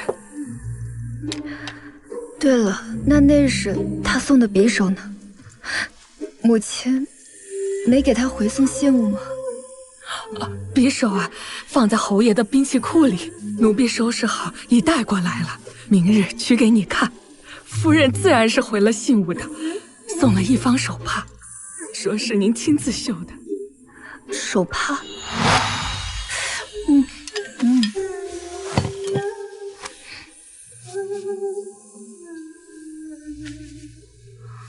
之前可曾做过女工？你是说，这个配色难看，还把牡丹花绣成四不像的方帕，是我绣的？西西，姑娘，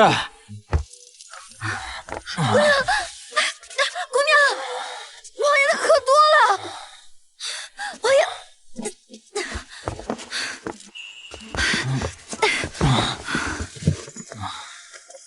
被师傅师兄他们灌了酒。张副将说他不敢不喝，灌了不少呢，还和其他帮派一起灌他，喝的是桃花酒。师傅竟然还让他们灌酒，这不是欺负人吗？门派来了这么多人，一人一杯，都够他喝吐血的。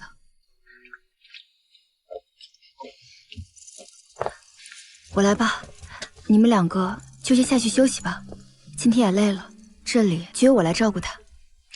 嬷嬷，合卺酒还没喝呢，这都没吃东西就把人灌醉，也不知道心疼王爷。那我去拿醒酒汤。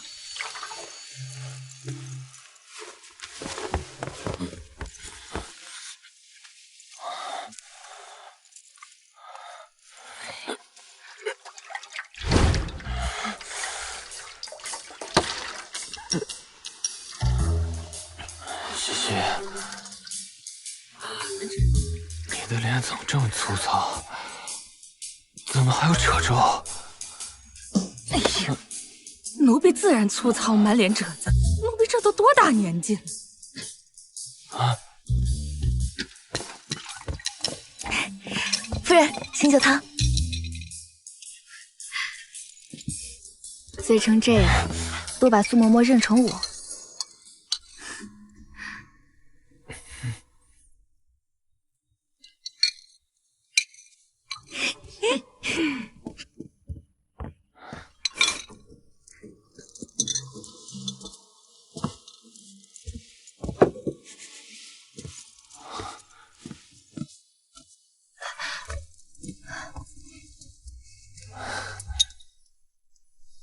这些同心结多半都是我做的。你做的？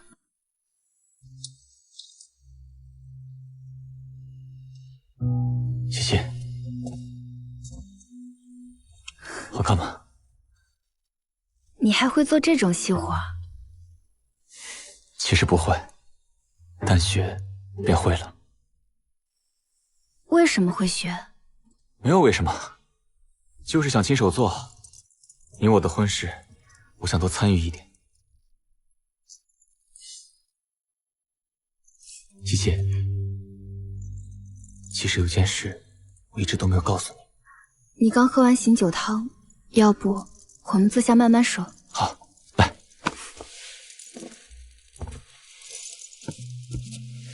酒面。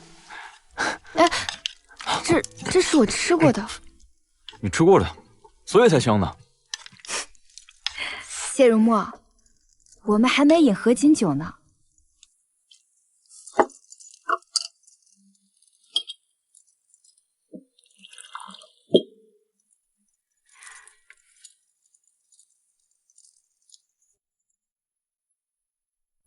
娘子，喝完这杯合卺酒，你白头偕老。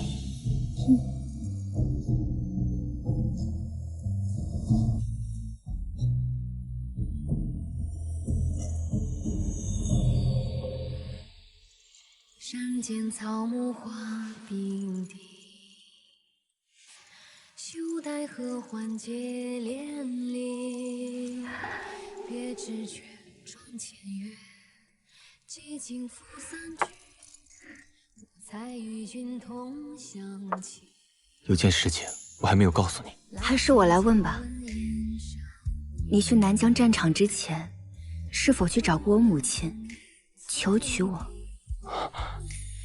你知道了？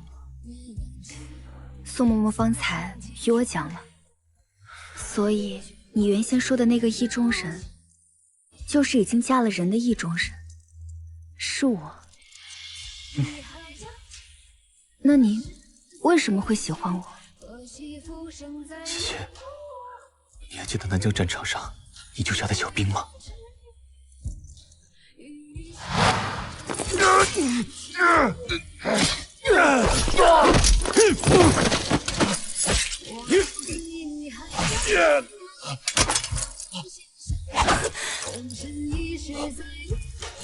我是宋淮安之女宋茜茜，我来带你们回家。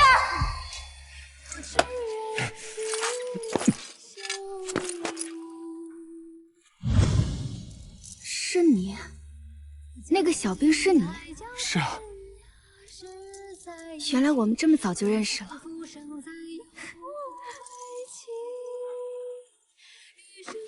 这丑吧？怎么？你别嫌丑。你可知这次救世？我知道，这方帕都是我修的，你喜欢的也一直都是我。